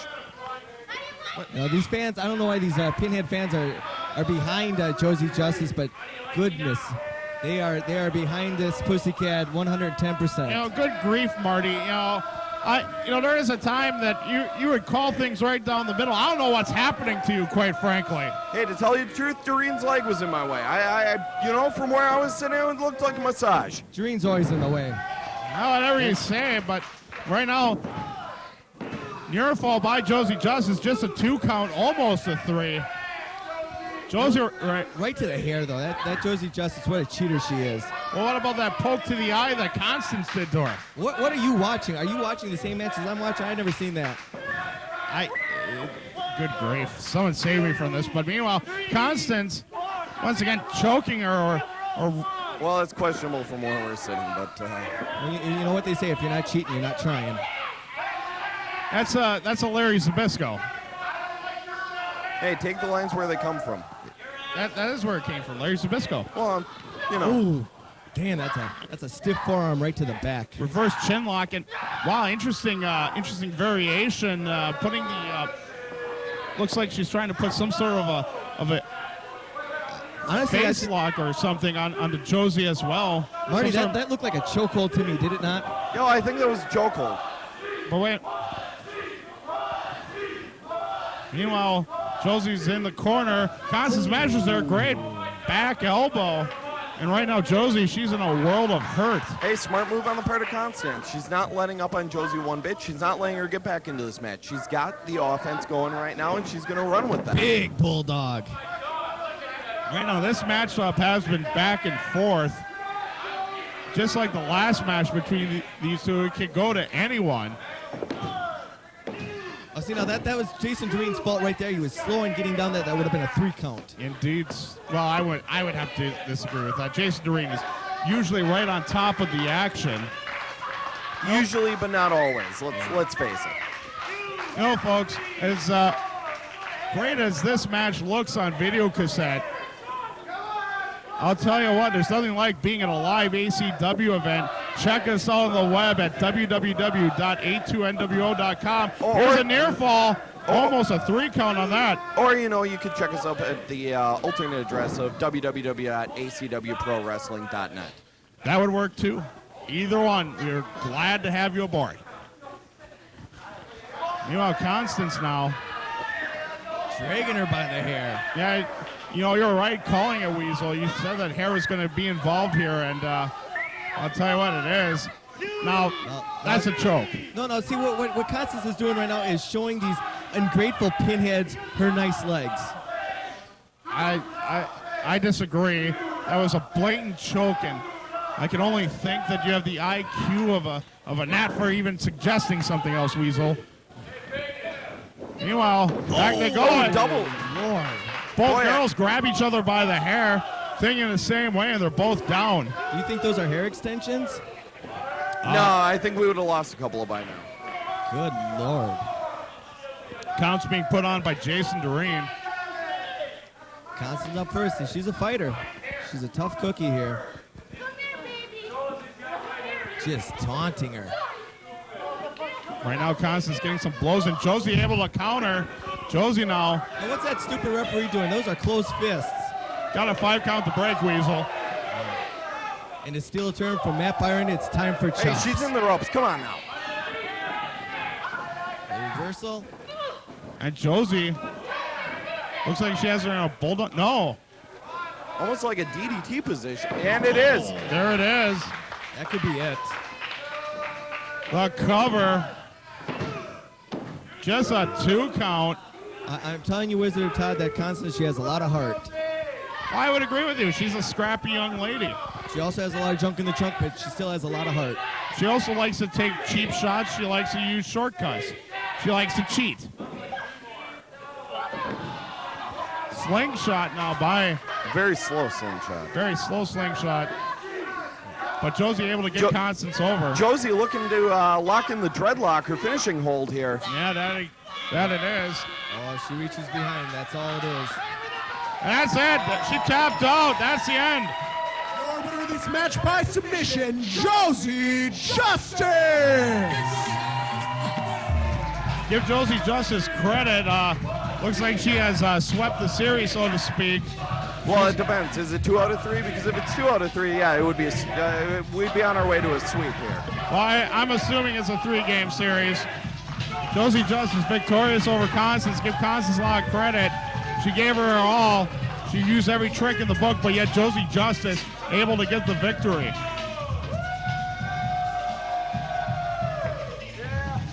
And Josie now, She gave Big Bob a hug. She better be careful. She ended up in his belly.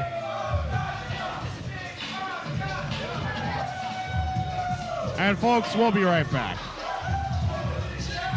Nicholas Sentowski here backstage with the genuine article Chris Jordan, our current ACW heavyweight champion. Chris, tonight you face off against Kamikaze Ken for that very title that you're wearing right now. How do you think you'll fend him off, along with the Byron Dynasty, who I'm sure will accompany him to ringside?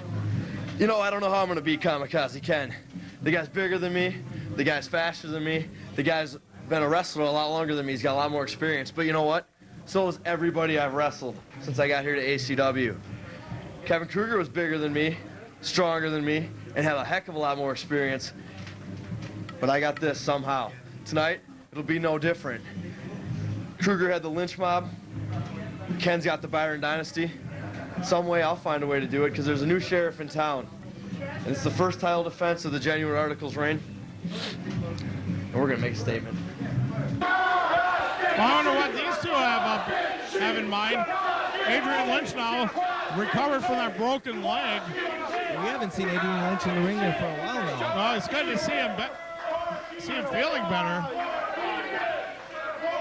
Well, the chance coming on to Adrian Lynch. He hasn't even done anything lately. I don't see why he deserves any harassment, but... Well, these fans are idiots. I wouldn't say that. All right, now shut your mouth because the man's about to speak. No kidding. Would somebody please tell the mayor of Cecil to sit down and quit making a jerk of himself?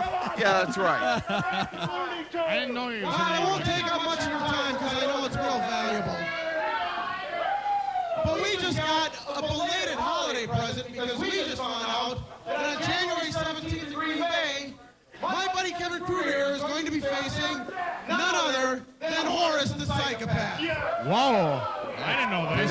Yeah, that's a big announcement right there. That is. Now, I'm not normally a betting man, but if I do, don't even start, fatty. What a bunch of disrespectful pinheads. Come on, quiet down. Let the man speak here. Fans definitely behind Horace the Psychopath. Definitely one of their favorites.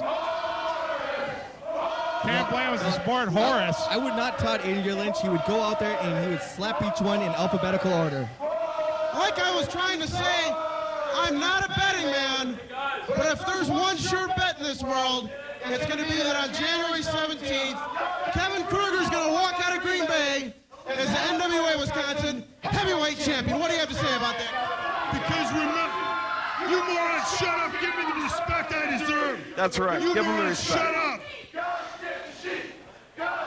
You know, this just shows the class of Cecil, Wisconsin right here.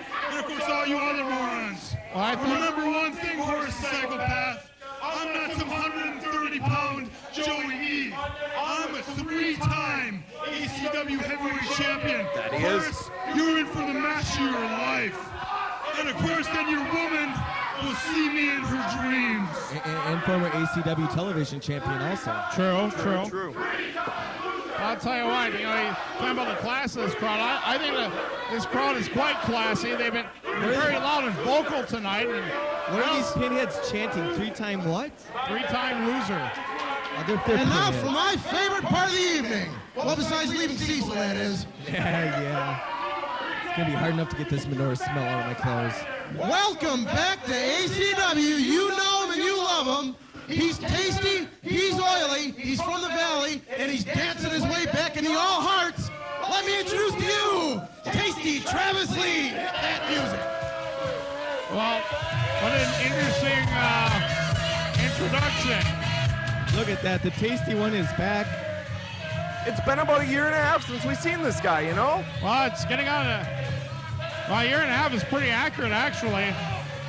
There is a tasty one, still feeling the effects of that punch in the mouth that Red Lightning gave him.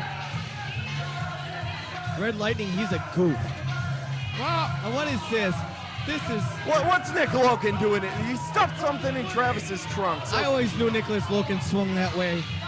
Well, and Lynch took it back. And you notice that Travis didn't mind either, so that kind of says not there's anything wrong with swinging that way. Well, that's because probably Loken probably stole that money, and you know it was probably Lynch was going to take it back to the rightful owners. accompanied by John Johnson from Iowa City, Iowa. He weighs in at 193 pounds, one half of the Young Stars, Shimdog!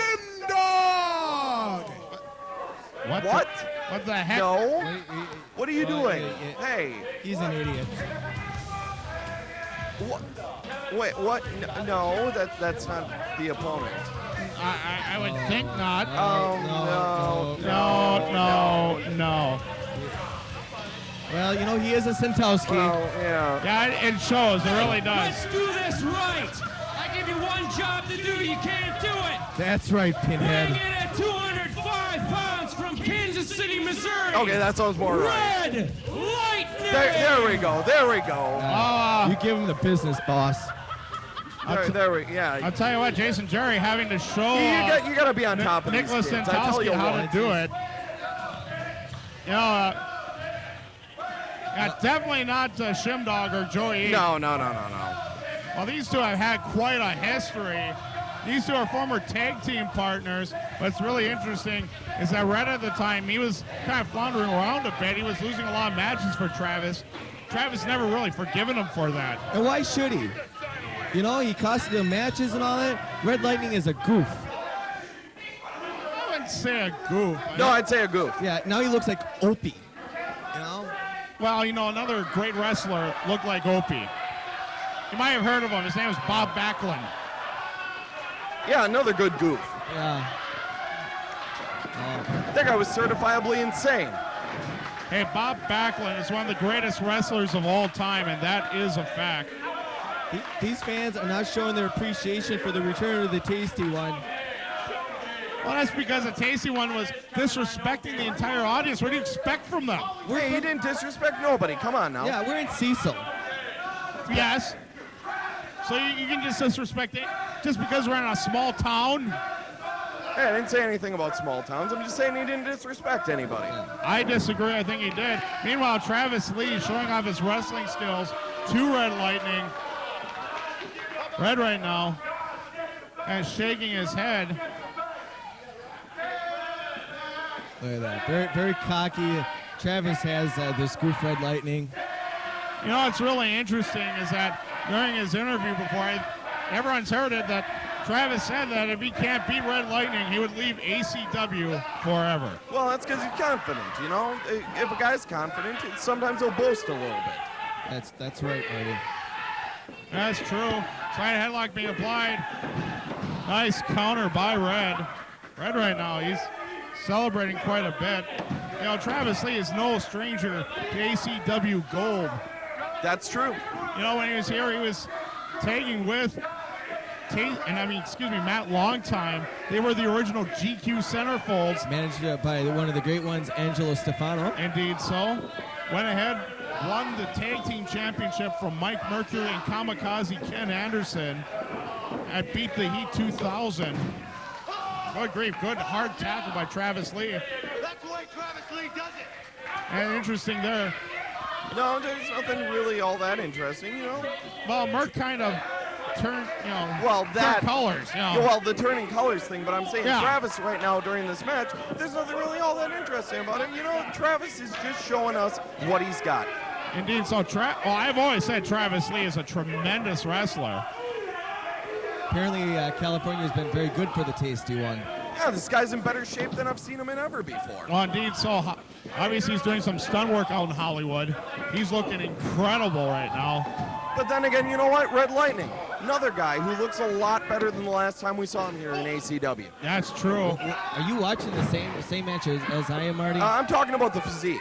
I ain't talking so much about this goof's moves. I'm talking about overall physique here. Well, right now, Red's going right to work on Travis Lee. Good series of moves. And now Travis Lee is, he's on a defensive. He has to take a break. That's a smart move, going outside, taking a breath. You know, that's an awesome move. You know, before Travis, he left for Hollywood. You know, he started to have a huge aggressive streak. That was definitely taking him a long ways. He ended up in the semifinals for the Midwest Heavyweight Championship tournament that we had at Last Dance. Very true, very true. Losing to Electric Eric Freedom in the semifinals. Yeah. Did you see that? He's Good such a grief. goof. He tripped on the bottom ring rope. What a moron. That wasn't even the bottom ring rope. That was the ring apron itself. Hey, guys, what a goof. perhaps you missed Mr. Lynch and Mr. Krueger holding on to his legs. What do you mean? Lynch is standing right in front of me right And now. what the heck is Krueger doing now? He's helping this goof back in the ring. Well, helping my foot. Hey, they don't have street signs around here. He's got to do something to help this guy get back in the ring, you know? That's right. Beating him is going to help him get back in the ring. No, I'm not sure what you're watching. It. Look at that. God's gift gently rolls him in. Exactly. After he delivers a beating. The cover by Travis Lee. Oh, God.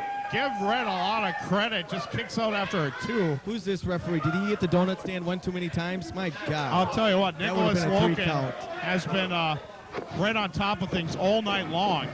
He has been just tremendous. Yeah, for a guy we've seen for the first time here in ACW NWA. That's true. Scoop slam by Travis Lee now. Follows up with a leg drop, and Travis. Look at that goof, Red Lightning. He looks like he's sucking air right now. Well, he probably is after those series of high-impact moves. And quit your telephone business on here. We don't want to hear it, Weasel. Look at that. That's awful nice. Travis sees that he's getting kind of blown up, and he's kind of helping him relax him a little bit so he can catch his breath. That's right. Relax the muscles a little bit, you know, to help the guy along. That's a choke. He's going to relax him all right. He's going to relax him into a coma or into the grave. Hey, it's a submission technique, you know? Kind of like That's a a sleeper hold. cheating technique. Kinda like a Meanwhile, sleeper Lynch and Krueger decide to assert themselves. I don't know who invited them here tonight for this matchup. They're choking him by, oh, good grief. He riding the pony. He riding the pony. He's riding something. I don't want to know what. Oh, meanwhile, just snaps Red Lightning off the rope. You know, Travis Lee's still holding that jaw. That was a tremendous shot that Red gave him earlier on tonight. See, Travis doesn't need to concern about these pin hits. He needs to go for the pin. I would agree with that. You know, it has been shown that Travis Lee, he can get under his skin. Crowd has been the third man many a time. Oh, great. Press. Yeah, closed fist. Come on now. And a series of closed fists, as you said, by Red Lightning. Great counter. And Krueger even caught it. Using the Luthez press to his advantage. Well, you know what it is, Marty? I don't know if you've seen Nicholas Loken by the food stand before, but maybe, you know, maybe that food's slowing him down or something. Maybe, you know, maybe he got a brat or something. Spurred him in the eye or something. I don't know. Meanwhile, Travis Lee delivers a DDT, and Red Lightning, he's just kind of a heap in the middle of the floor. Travis now looks like he's going for a vertical suplex, gets him over, nicely done.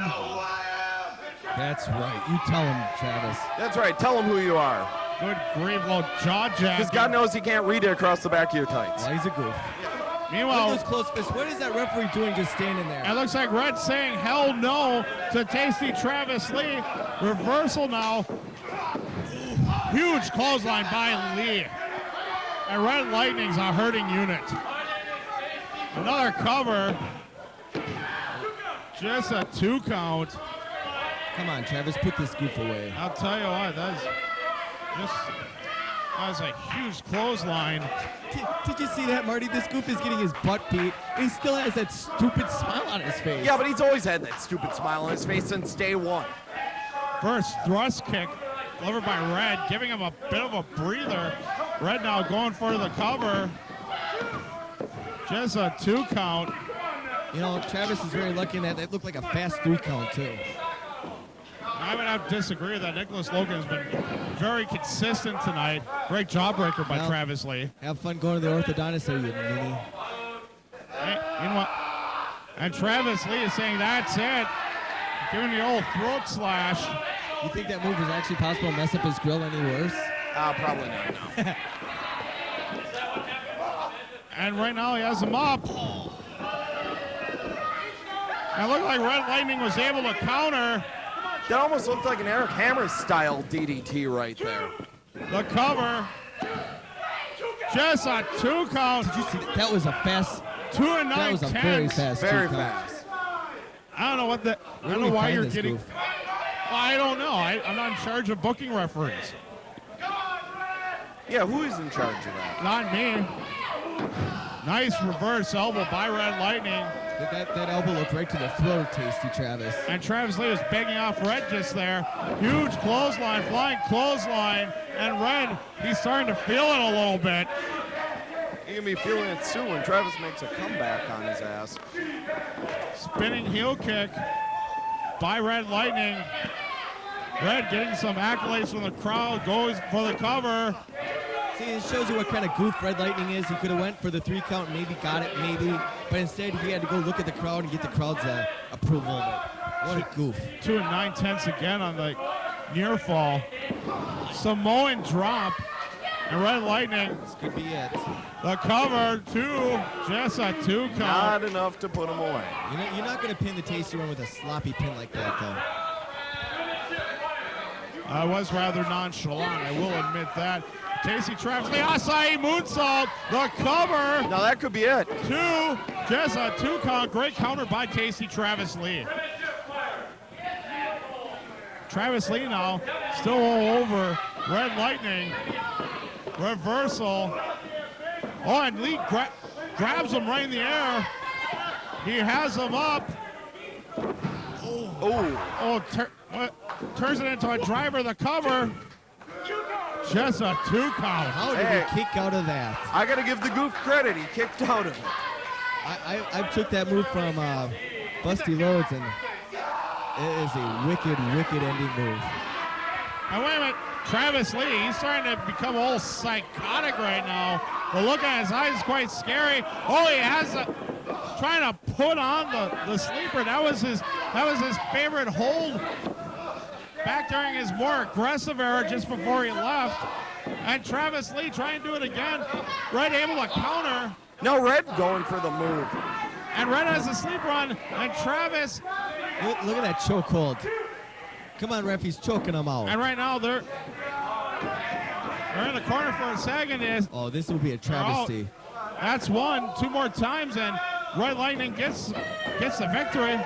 Oh, Marty McClure, you watching this? He's definitely a chokehold. Hey, there we go. There we go. Travis Lee able to hang on to the ropes. And yeah, that's right, you goof. You think you won, but his hand was on the rope. And Red Lightning, yeah, he does think he won. Trying to convince him, he's going, what the heck are you talking about? Meanwhile, Travis Lee is getting a breather in the corner. Travis played possum. Able to get all the way and we've seen this before from Travis Lee. I believe this is what, Shattered Dreams, so to speak, among other things. He has them all set up. And hey, come on now. Because that would have been an illegal low blow. Give credit to Nicholas Loken for stopping Travis Lee when he did. Oh, and he shoves the ref. Tremendous move by Red Lightning. The cover, 2, 4. Oh, no, it can't end like that. Come on now. What a travesty. This is... I don't know where ACW found this incompetent referee, but it is a travesty. You know what? And there's the end of a page in ACW history. Travis Lee got screwed on this deal, and now that's it for him in ACW NWA. That referee should be banned from ACW. Well, Red, before he left, was showing an aggressive streak. He was showing it again tonight, and it paid off dividends for him. Absolutely ridiculous. One of the rare wins for Red Lightning here in ACW NWA. Adrian Lynch and Kevin Krueger checking on the tasty one. I don't know how happy those two gentlemen are. Kind of shaking their heads. They're looking at each other. I think this is bad news for Travis Lee. Oh wait, they're helping him up. Okay, maybe I was wrong. These are nice guys.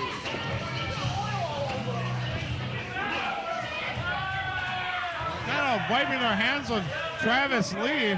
Well, Travis is a little oily.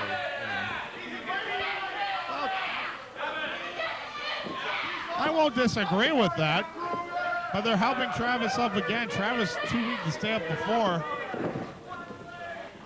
And he drops down again. Well, Kevin and Lynch, they're kind of wondering what the heck to do.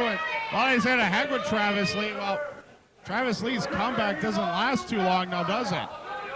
It's all because of that referee, Nicholas Loken. I disagree with that. I think it's a tremendous showing by... Right there, that's a tasty travesty. It is. Yeah. If it wasn't for that stupid referee, Nicholas Loken, putting his hands on the tasty one and causing a distraction for Red Lightning to get whatever energy he had left and do that missile drop kick, this is all on Nicholas Loken. Well, I would have to say Red Lightning made a great showing, nevertheless, and we'll be right back. Since we've been put in the grimmest orifice of a town imaginable, it's time for a grim fairy tale. It's about a boy named Christopher. There's a young boy named Christopher. He was a real little boy, and he came to a place called the Watering Hole. And he saw wrestlers there. They were ACW wrestlers. They were big and strong and powerful and mean and vicious. And young Christopher wanted to become one of them in the worst way. And it took more than training, saying his prayers, eating his vitamins. He had to find some jerk to train him, and apparently some jerk did. I don't know who. Beats me. Anyway, one day he realized his dream. He came back to Green Bay. He came to Ashwaubenon, his hometown, where he impressed all his friends and the girlfriends he couldn't satisfy and his teachers who thought he was a piece of crap. And he became a real live wrestler. He kicked around ACW, and one day, for some bizarre, messed up reason, he won the ACW World title. But that's not where the story ends. It's not. Where the story ends is he got to wrestle his hero. He got to wrestle the one man who inspired him to get into this business. He got to wrestle the one man who, in his wildest dreams, he could be 1/100th is as good at. Kamikaze Ken Anderson. Now, normally, this would be where the fairy tale is ended, but I think Ken can tell you how the fairy tale ends. Oh no, Chris Jordan? Chris Jordan? I mean, come on, like, who are you? Where have you been? What have you done? Me? Oh, let me introduce myself. I am the franchise. The franchise. Let me repeat that again. The franchise. That's right. Of ACW. I think I'm the only Triple Crown champion ever. The only one that matters. Like 3-time tag team champion. That's a lot of times. Chris Jordan, I mean, I'm sorry, but tonight the little fairy tale's gonna come to an end as I squash your freaking guts all over the center of the ring with a little Kenton bomb. Does that sound good? Kenton bomb sounds good. Figure 4 leg lock, something like that. Good. You know, we'll see. We'll see when we get to the ring. Oh, we'll see. Let me tell you something, Chris Jordan. I used to be a nice guy, but I learned quickly that nice guys finish last. So thank God I'm an asshole. And they all live crappily ever after. The end. Wizard of Todd once again back with you with Weasel Flav and Marty McClure as, all right, now Shimdog's coming out. We had an interesting match of different styles in the match between KC Styles and John Johnson.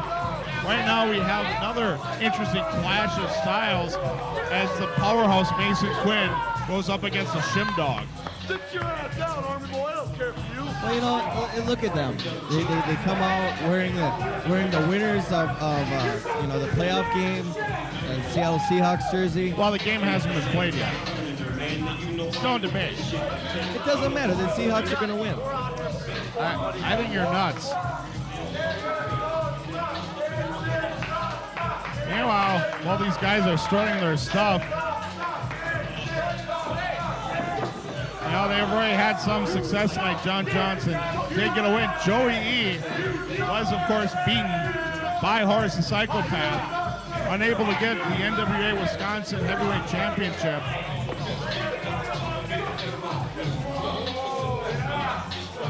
And Shimdog telling the crowd, oh, good grief.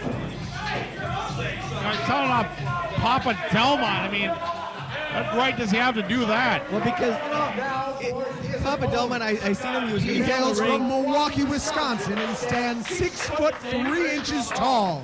He weighs in at 258 pounds. Mason Quinn.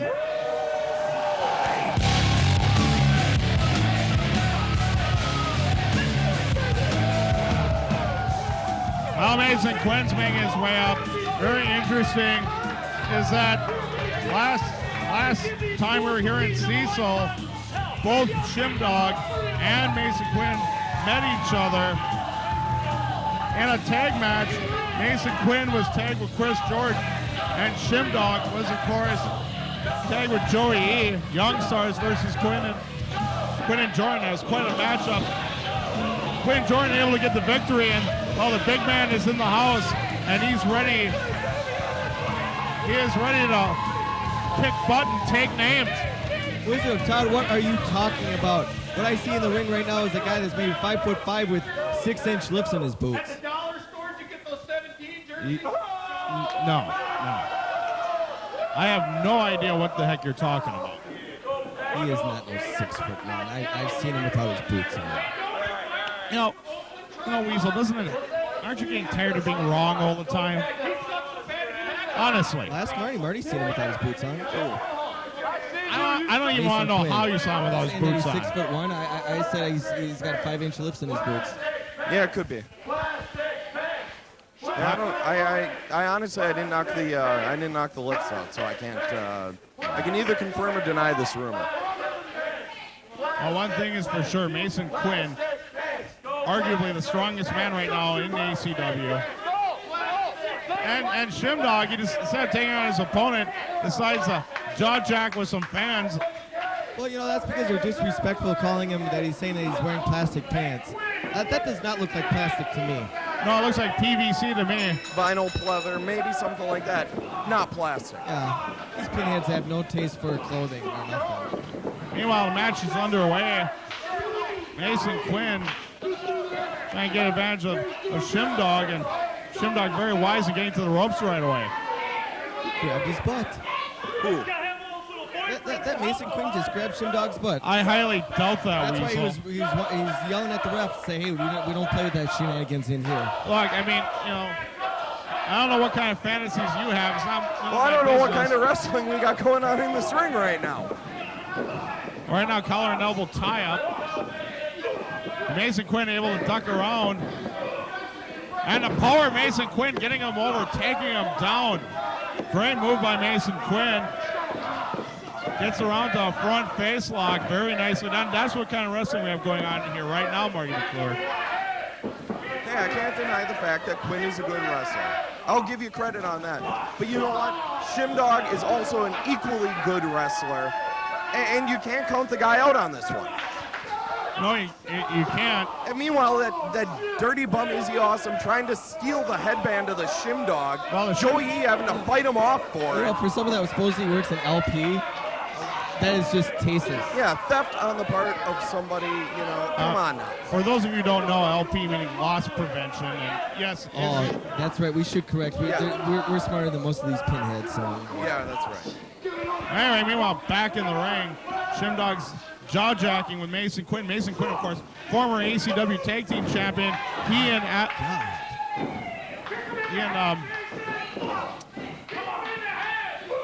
Mr. Adam, of course. Oh, the last time I saw power like that. That's huge power. This guy's a monster. Indeed he is. And right now, the three of them, they're kind of having a conference right now, but El Diablo, jaw-jacking Mason Quinn. I was trying to distract him. Oh, there he goes, too. Holy cow. The bigger they are, the harder they fall. Obviously, he just said something rather insulting to John Johnson, you know? He paid the price. I think John Johnson set him up beautifully, and now Shimdog's going to clean up, so to speak. Reversal by Mason Quinn. And Quinn, brother press slams him again. You know what, Marty McClure, this guy almost reminds me of Volker.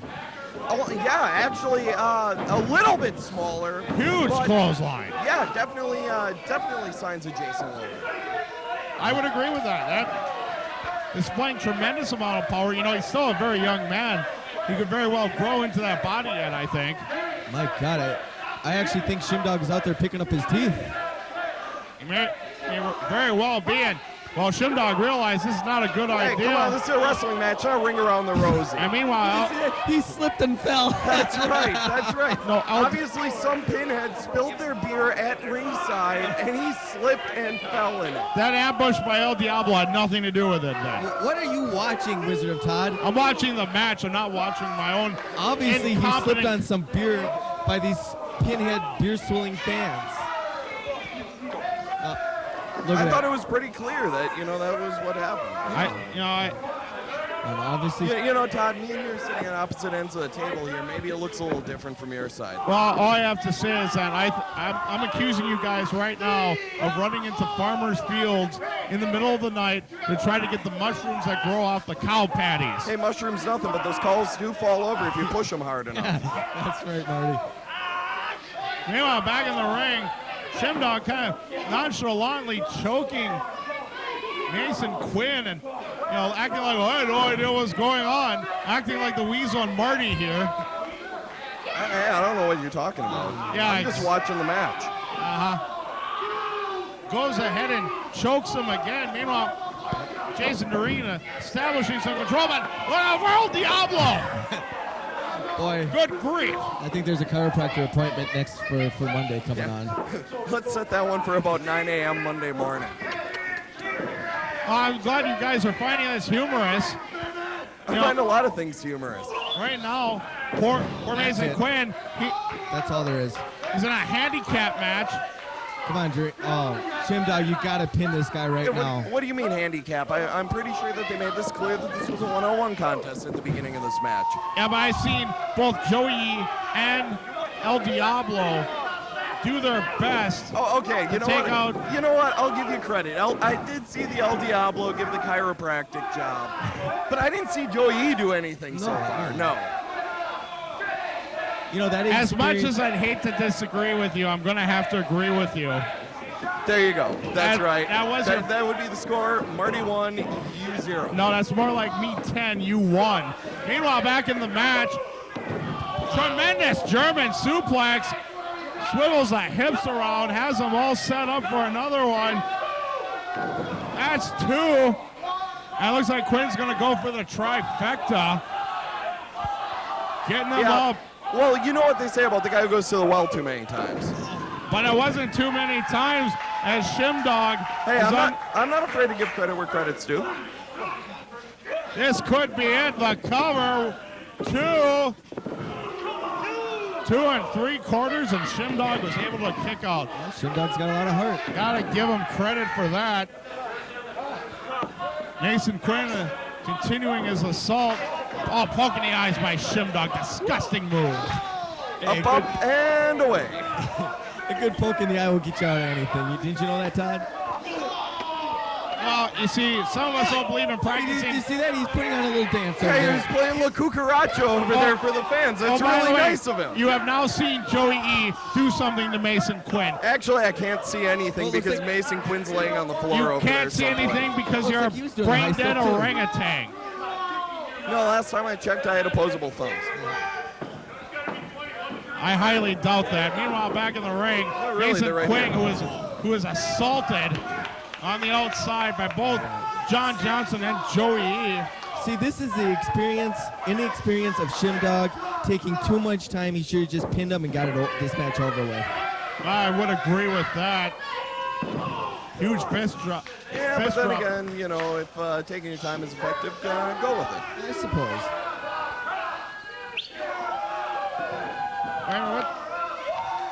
Right now they're hugging each other. I don't know what the heck is up with this. The match is still going on. Well, he knows he has this match in the bag. Here you go. Wasting a lot of time to cover. And that was with authority, too. It just wasted too much time against the big man. And Mason Quinn has had enough of this. Once again, a poke in the eye slows him down.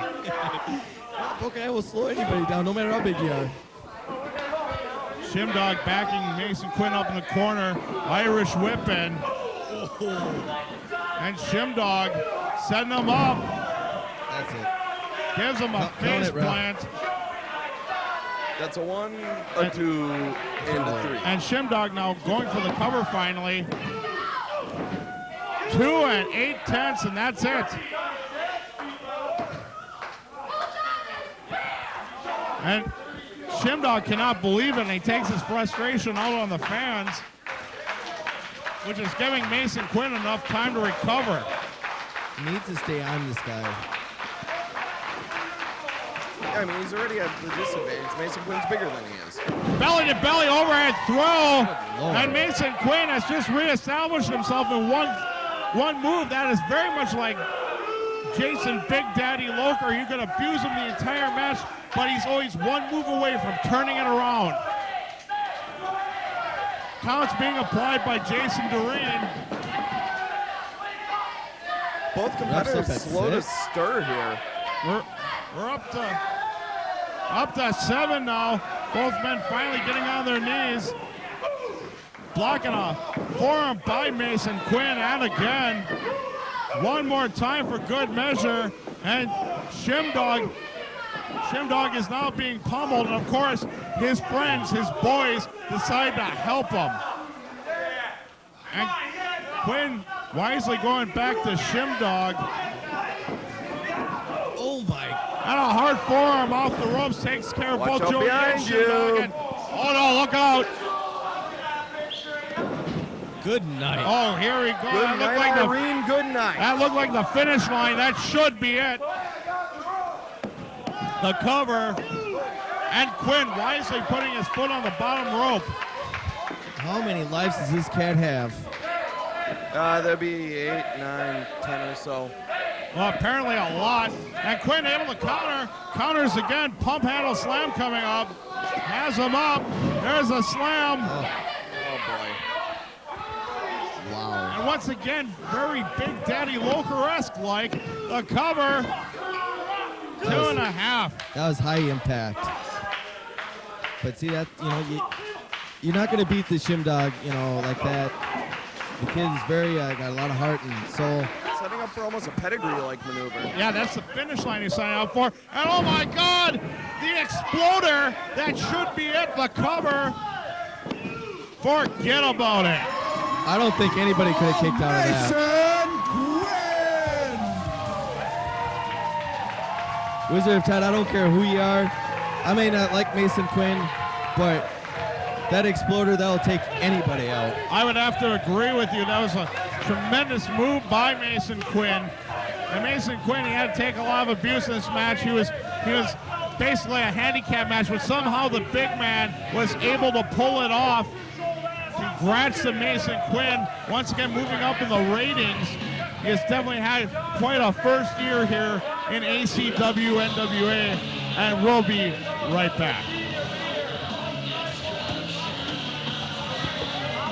Coming up next is our main event, pitting the Genuine Article Chris Jordan, the current ACW heavyweight champion, against a man who has held ACW gold in the past, Kamikaze Ken Anderson. Gentlemen, your thoughts on the match? Well, personally, Kamikaze Ken Anderson, the franchise of ACW, always his and always has well been. Don't try to even think about that. Anyways, he's managed right now by Matt Byron. I think that's the ace in the hole for him, and I almost would guarantee a win for Kamikaze Ken Anderson. Let me tell you what. Me and Kamikaze Ken Anderson go far back before ACW, NWA, before ACW. I know Kamikaze Ken Anderson better than almost anyone around here, and I will tell you what, Kamikaze Ken Anderson's going to bring his A game tonight, and Kamikaze Ken Anderson is going to walk out of here with the ACW, NWA heavyweight title. Well, guys, I guess I'm the only voice of dissent. You know, the Genuine Article, Chris Jordan, ever since he came here, has been on quite a roll, and I can only think that tonight he is going to establish why he was Rookie of the Year, why he has a good shot of becoming this next year's Wrestler of the Year by, yes, beating tonight Kamikaze Ken Anderson. And, folks, let's get right to the main event. Ladies and gentlemen, I bring to you tonight's main event. This match is for the ACW heavyweight title. Entering first, accompanied by Matt Byron, weighing in at 235 pounds, Kamikaze Ken. Anderson. Wizard of Todd here, once again joined by Weasel Flav and Marty McClure. What the heck is Byron is He's wearing our flag. He's wearing the Well, now Sentowski's wearing the flag. Why the heck is Sentowski wearing the flag? Well, because Byron put it on. Good grief. You know, Matt Byron, he thinks he's bigger than our company. And again, is he stealing something that doesn't belong to him? Matt Byron, don't you dare disrespect Matt Byron. This man has gotten gold for his dynasty. Yeah, let's look at this. He's got the tag team championships. He's got the X Division championship. And let's not forget that he also has Danny Dominion as part of the Byron dynasty. He was the NWA Midwest champion. Exactly. So. Now, what on God's green earth is Adrian Serrano doing here now? He has no business in this matchup. He's part of the Byron dynasty. He has every business to be out there. And he's Ken's tag partner. Is he going to wrestle? Is he scheduled? No, he already wrestled once tonight. The guy's tired. Well, he thought that he'd lounge around ringside for a while. Moral support. Why doesn't he lounge around the locker room like everyone else? Have you seen the locker room at this filthy dump? No. Trust me, it ain't nothing to write home about. Right now, Ken Anderson. It looks like your bathroom. That's pretty bad. He hails from Green Bay, Wisconsin. At 200 pounds, he is the current ACW heavyweight champion, Chris Jordan!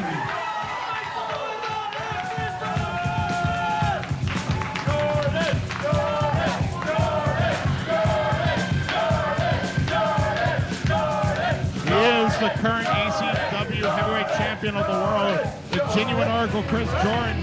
He beat Kevin Krueger for the title the day after Thanksgiving at the Stadium View.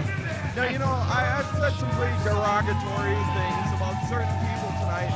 Yes. I actually got to give this kid credit. Young kid, barely been in the Federation for a year, and he aspired right to the top of the mountain. Well, it's amazing.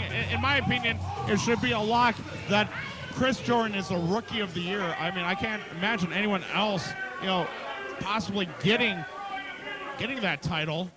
Well, it's hard to deny that fact. I mean, from starting off as rookie. Adrian Serrano must leave ringside. Well, he does not have a manager's license, and That's he right. cannot stay at ringside. You know, that's or not- Kamikaze Ken will be forced to forfeit the match. You will be disqualified. Well, finally something good happens. But see, now look how cocky that Jordan kid is. And right now, Byron's going after Sentowski. What? Well, and look, he's a goof. Well, Serrano has to leave, or else Ken's going to be disqualified. You know, I hope to God, Marty, that we don't bump into these people at the bars in Green Bay, because these people suck as karaoke singers. They can't even get the words right.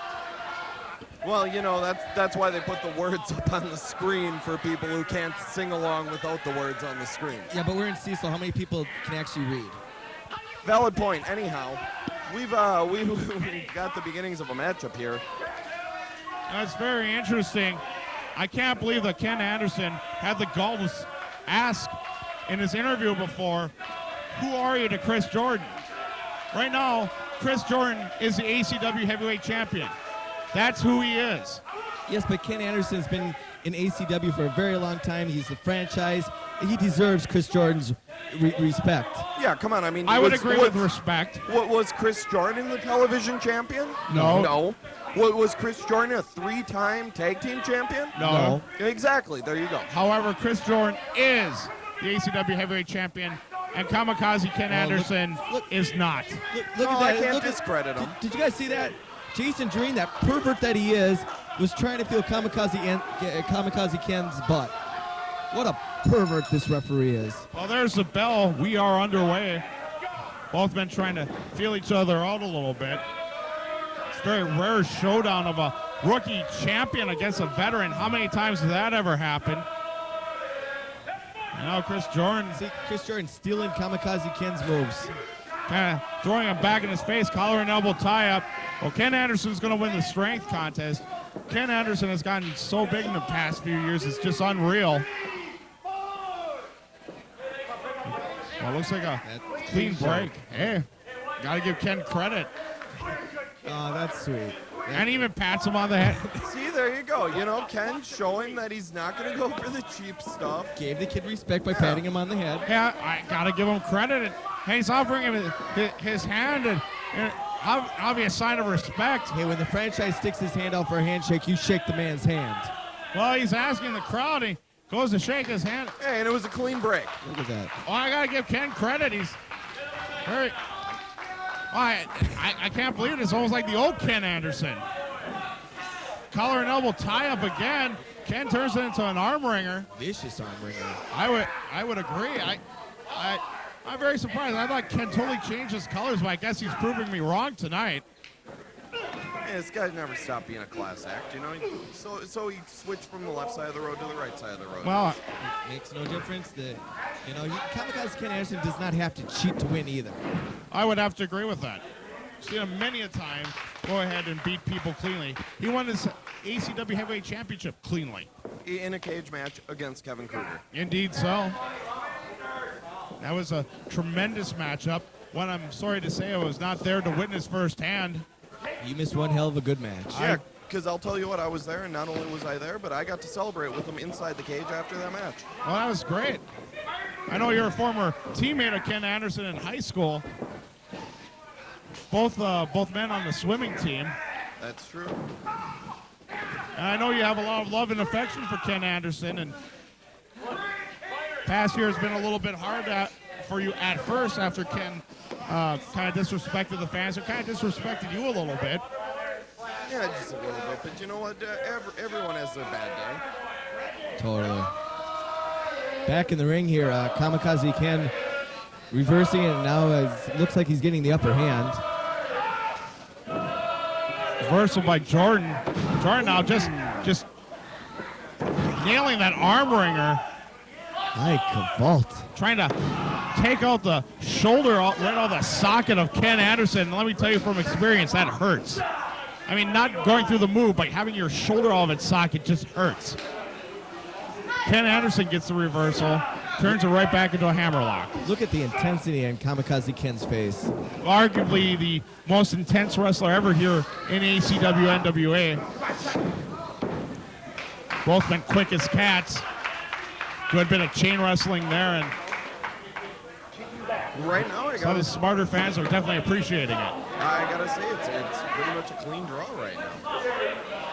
Yeah, it is surprising. I definitely thought that Ken would be getting the upper hand by now. I kind of expected a little more force to be exerted here, but Jordan's actually proven himself. Ken Anderson, very interesting note. He's the first graduate of the Dojo of Pain. He's also won every title here in ACW. You know, he's won the TV title on one occasion. Oh, yeah, what was that? Oh, come on now. He's giving him a wedgie. Oh, my God, the champ. I don't even know if that was a wedgie. It looked like something a lot more worse from where I'm sitting right here. Looked like flossed me. How disrespectful is this kid to the franchise? That looked like a super wedgie from Heck. I mean, come on. Ken makes a clean break on the hold. He shakes the kid's hand, and that's all he pays him back for it? That's just disrespect by the youth. Absolutely disrespectful. Well, obviously, he wanted Ken Anderson to kind of get on his horse a little bit more. However, it is quite possible that the youth and exuberance of Chris Jordan got the better of him. But I got to tell you one thing. That is not how you are going to win a match against Kamikaze Ken. If you rile this guy up, all he's going to do is turn the intensity up on you. Exactly. I would agree. Look at Ken getting back in the ring. You know, Ken's still showing, shall we say, oh, good grief. Well, at least it's not Rikishi, eh? Hey, he's just modeling for the fans. I imagine so. Well, you know, look at the guys around here. It's probably the best looking guy that they've seen. Probably. And of course, Ken's flaunting it. He's feeling good. That's right, champ. Ken Anderson, obviously, as I said, he's won every championship. This is his third tag title. Held one with Mike Mercury, held one with Eric Hammers, and now holds one with Adrian Serrano. And right now, Chris Jordan's going to work. Nice hip top toss by Jordan, followed up by a drop kick. The cover. Just a 2 count. Explosion action in the ring right now. One thing about Chris Jordan, he likes it quick. What a duck under. Going for almost a Matrix type duck under right there. That was amazing, and goes for a very great arm drag, turning it into an arm bar. That Kamikaze Ken, he can do anything. Yeah, he can. But that's Chris Jordan who did that. Yeah, but Ken's fighting back right now. That Matrix Oh, shot, yes. that was... You couldn't do that, Todd. No, I most certainly could not do that. I don't think you could do that. Don't worry about what I can do. Well, never mind. I did that once, but it wasn't on tape. Give Jordan credit for holding on to that arm bar. I think Jordan actually pulled Kamikaze's his hair. I think you saw it pass backwards. Hey, come on now. Let's face it.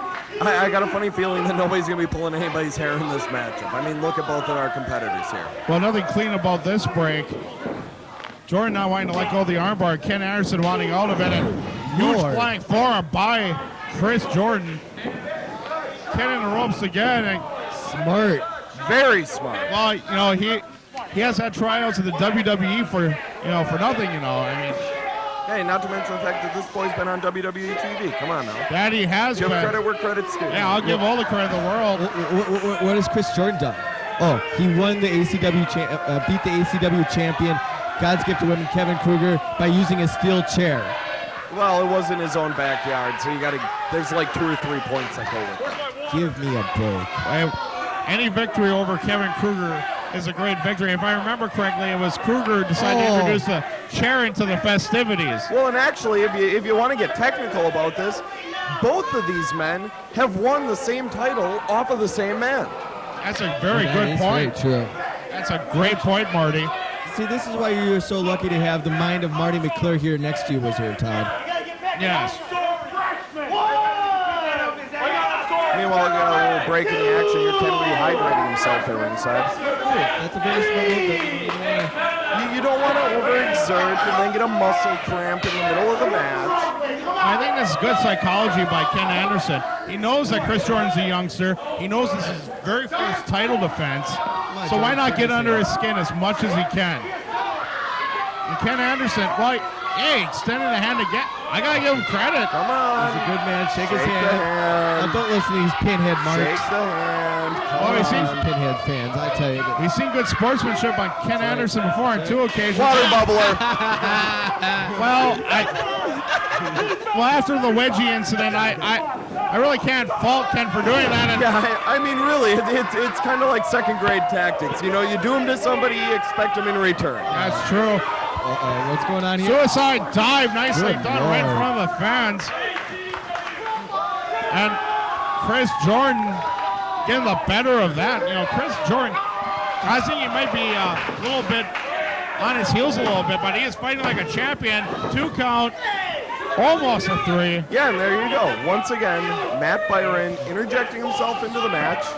And extending it for his man. And that big dummy Chris Jordan fell for it. Oh, and Ken Anderson, good grief. What a tremendous roll by Ken Anderson. Once again, the shades of Taz. It was a T-bone suplex. Once right again, there. the sophistry, if you will, of Matt Byron paying off dividends for Ken Anderson. Well, Chris Jordan had no reason to put his hands on Matt Byron. Well, Matt Byron had no reason to go up to the ring like that in my book. Oh, he's looks like the Ultimate Warrior or something here. Sizing him up. Oh, Needs them. Ken's just toying with him right now. He knows he's going to come out with the title. Well, apparently so. And another foot to the head, just kind of driving it in. And Ken Anderson finally, and I'm there you go, Ken. You showed these people that you're one up on them. You know how to dress yourself. Yeah. And I'm quite grateful he decided to put the butt cheeks away, and what a kick to the ribs of Chris Jordan. Ken was just giving this crowd a little bit of a good taste here. So. It was a late Christmas present for the ladies in the crowd. Yep. What's very interesting is that before the match, obviously on the interview, Chris Jordan, he said that everyone's bigger, stronger, more experienced. I don't know about you, Marty, but I could go for some ribs right about now. And yet, ribs. Yeah, probably about a half rack, maybe a full rack. I don't know, but Chris Jordan, it definitely is. His ribs are sucking right now. Well, I think his ribs, they're definitely bruised, and Ken Anderson's going to do his darndest to make sure they're broken. Well, if the man can't breathe, the man can't fight. So that's very true. My dad always taught me, you take something away from a man, and, it takes him out of a fight. Take out a leg, take out the ribs, take out his ability to see. Yeah, take out a knife. Nothing wrong with that. There you go. No depth perception means you can't see what's Wait, going on. wait, what the heck is Matt Byron doing? He's congratulating Ken for the win. He hasn't won yet. It's an early congratulations. Yeah. That's called giving the man even more leverage. It's cheating. I don't know what you're talking about. I don't know. Oh, there he goes again. Well, no, Ken owed him some money. He's passing him a 5 right now. It was a and payday. Jason Doreen luckily sees this and breaks it up. And Ken Anderson's not too happy about that. But Jason Doreen, he's kind of laying down the law, saying you're going to be able to not have any chance for a title to keep that up. Yeah, but those are some closed fists right there on the part of Chris Jordan. Well, you still have a 5 count to break. I've always argued that. And Ken Anderson scoop slam. Big slam here. Goes off the ropes, misses a leg drop. And Jordan's in business. And my Lord. What a huge kick to the face by Chris Jordan to cover. Just a 2 count. Ken may be looking for some dental work after that. I don't know. Repaying the favor to Chris Jordan right now with that backbreaker. For the ribs, now the back. Stretching them out. Well, the ribs being connected to the back. That's actually a pretty good move by Ken Anderson. Matt Byron doesn't seem too happy. Well, actually, he does seem pretty happy right now. Not as confident as you would think. And why do these fans got to be making disparaging remarks about Matt Byron? Matt Byron is not gay. Have you seen 7? I don't think he's gay. I think he just likes little boys. That'd make him a pedophile. You know all about that. I just say. Wizard of Todd, don't make me have to slap that look right off your mouth. Meanwhile, the cover, just a 2 count. I mean, come on. 7's over 18. I think the girl's almost 21. Yeah, and she's definitely not a boy, so I don't know what these pinheads are talking about. Oh, thank you. I want Matt Byron in the booth just to call that one. That was a tremendous chop. No question about that. That was a chop into next week. Well, I think he's going to do it again. I think we're about to see 5 across the eyes. How about 1 to the eye? Well, what the heck is this? Oh, what a wise guy. Neck. Oh, great. We've broken into 3 Stooges. Folks, I'm really sorry I have to hear this back at home. I do apologize. And Matt Byron, what is... Hey, come on, Shemp. Get in the mood. Matt Byron has no right to put his hands on the genuine article. Well, Chris Jordan disrespects Matt Byron, too. Well, when did he disrespect Matt Byron? Oh, looked like a variation on the Sky High. Ken Anderson even helping the drop a little bit. And Ken Anderson now going for the cover. Oh, that was... Slow count. What a slow count. That was an eyelash short of a 3. That is Jason Doreen. That pinhead doesn't know how to count to 3. It reminds me of you when you were, I'm surprised we didn't hear a 1-2-4 count. Yeah. Once again, that sounds a lot like Weasel when he was, a referee. I was head referee here. Hey, he always hit 3. That's right. I don't know how the heck he was, but meanwhile, Chris Jordan fighting it back against Ken Anderson. Closed fist, keep in mind. And I'm not gonna say the 5 count thing again to you. I know counting is not your forte. Kick out by Ken Anderson. That's the inexperience of Chris Jordan. He should have hooked the leg if he really wanted to beat the franchise. I would agree with you on that. Meanwhile, Jordan's up on the top rope and high risk gonna cost you. Ken Anderson beautifully cutting him off. I guess Chris Jordan might be on this stupid lake sitting on a bucket of ice. Ken Anderson, he's going up to the top rope. I can only imagine what he has planned. Has Chris Jordan wide open. I can only imagine it's an abdominal stretch. Couldn't really quite see it from this vantage point. Chris Jordan trying to power out of it, it looks like.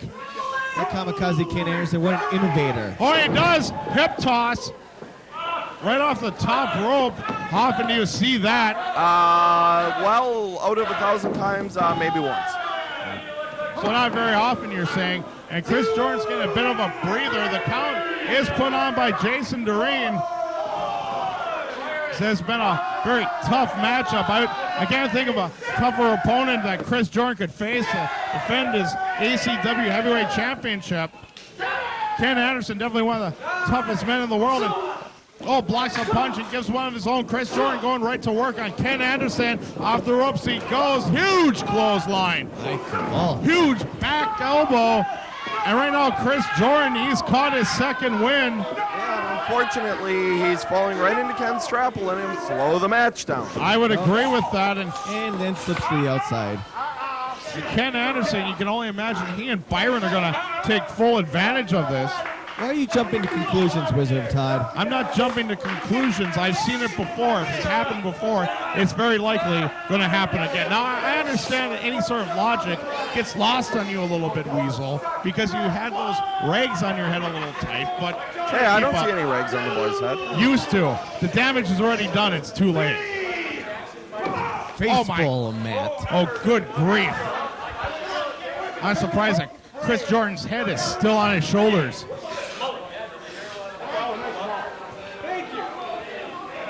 And both Byron and Ken Anderson are just enjoying this. Looks like Anderson right back. I think it's a 10:30 appointment. Ribs again, Yeah, exactly. Attacking that back of the Genuine article. Now, why is that stupid referee jaw-jacking with Matt Byron? That's what I'm wondering. Why would anyone want to talk to Matt Byron? Oh, just a thrust to the throat. Man can't breathe. He's not going to work. Not supposed to hit someone across the throat. And Ken Anderson's dragging him out to the,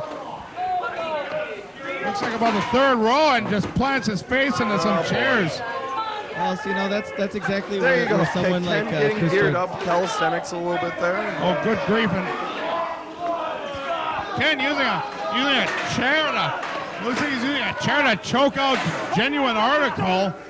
I'm not quite sure. I'm thinking you're jumping in conclusions because from this vantage point, I can't actually even see Chris Jordan. I can't even see, but maybe where else would he have rat in this building or something like that? He was just trying to kill it. Weasel, the only rat in this building is you. And right now, Ken Anderson breaking the 10 count.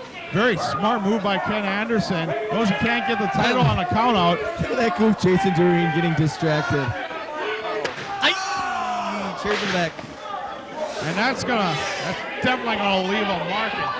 Right now, Ken Anderson has to break the 10 count again because the title cannot change hands on submission or Come on, Doreen, pinfall. start counting. 1. There you go.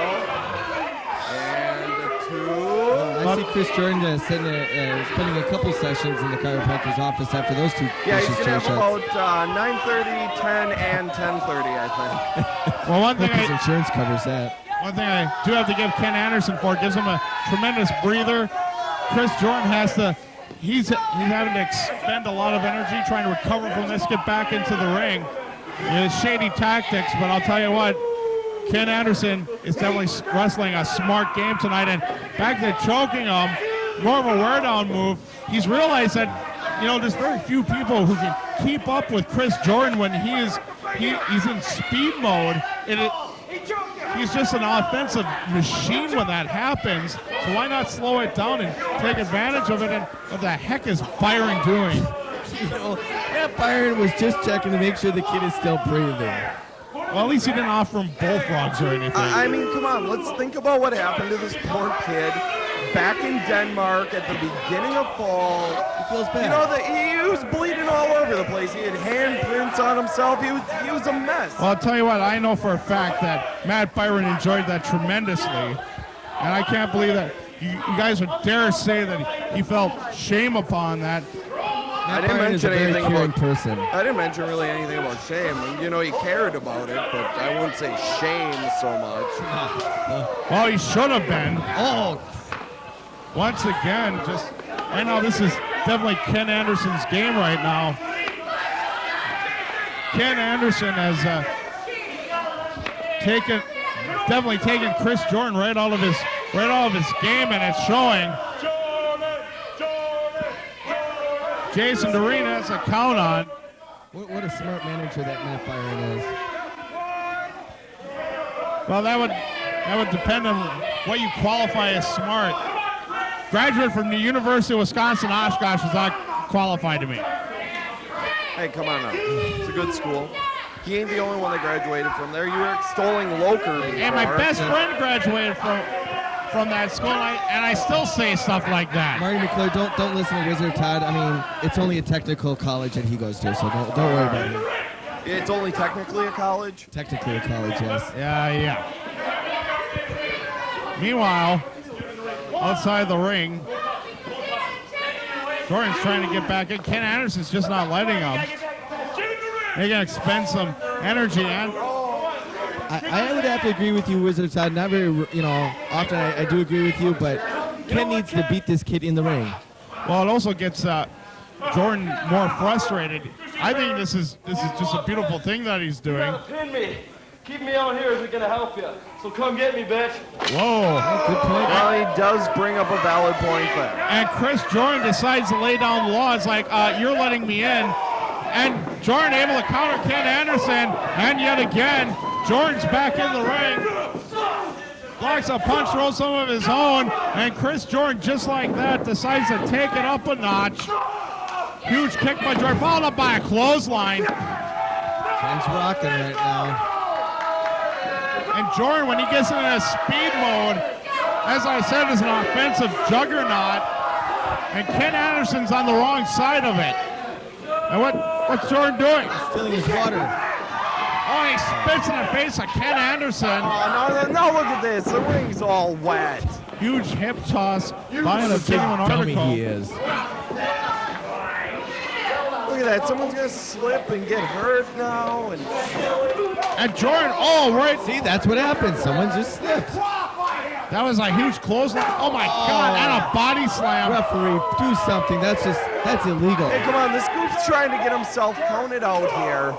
I can't believe the aggressiveness Chris Jordan is showing on the outside.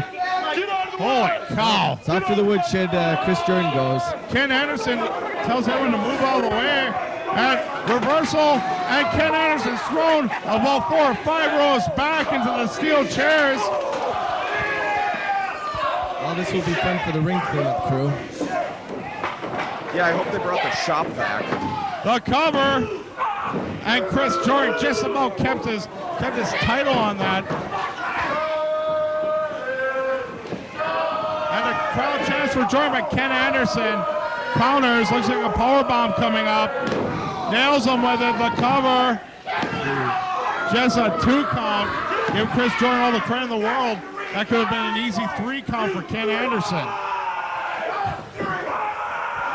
And Ken Anderson's showing why. Yeah, I'm asking myself, why? Because he's with Matt Byron, that's why. Hey, no, yeah, okay. You know what? If Matt Byron didn't have any gold in the Byron dynasty, I'd say that was a valid point. But the fact is, there's at least 4 belts in that in the dynasty right now. Yeah, at least 4. There are 4 belts in the dynasty. I cannot deny that. NWA Midwest Heavyweight Champion Danny Dominion, NWA X Division Champion Austin Aries, 2 count on the near fall. And He had a handful of Ken's tights. ACW Tag Team Champion. And of course, that doesn't count what happens in MAW or any other federation. And right now, Ken and Austin Aries are still going at it.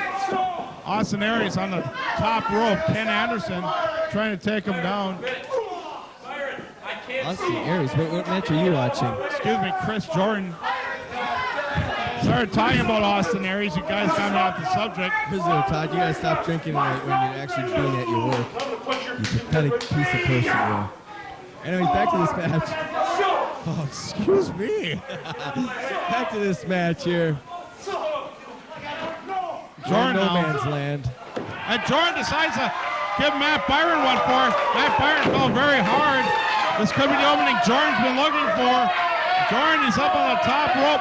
Could it be the Ken? No, I thought he might be going for the Kenton bomb. Decides to deliver flying elbow instead. That's it. Your winner and still ACW Heavyweight Champion, the genuine article, Chris Jordan.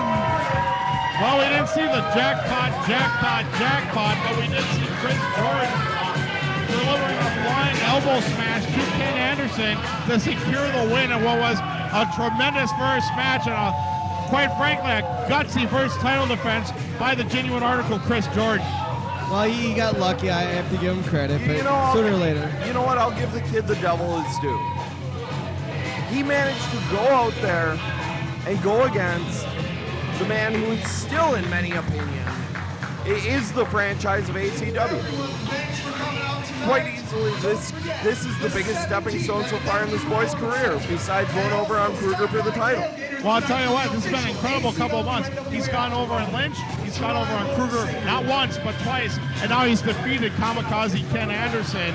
This guy's been running through former champions like George Steinbrenner goes through managers. Yeah, but the question is, you knock off everyone at the top of the mountain, that only means that you got to move on to another mountain, or another mountain has to come to you. Well, you know, the person I've been on the phone with for the last couple months here, I guarantee you big things are coming, and there's going to be some serious new talent coming for Chris Jordan, so you best better be ready. Oh, that's a very interesting point, and I thank you very much for it.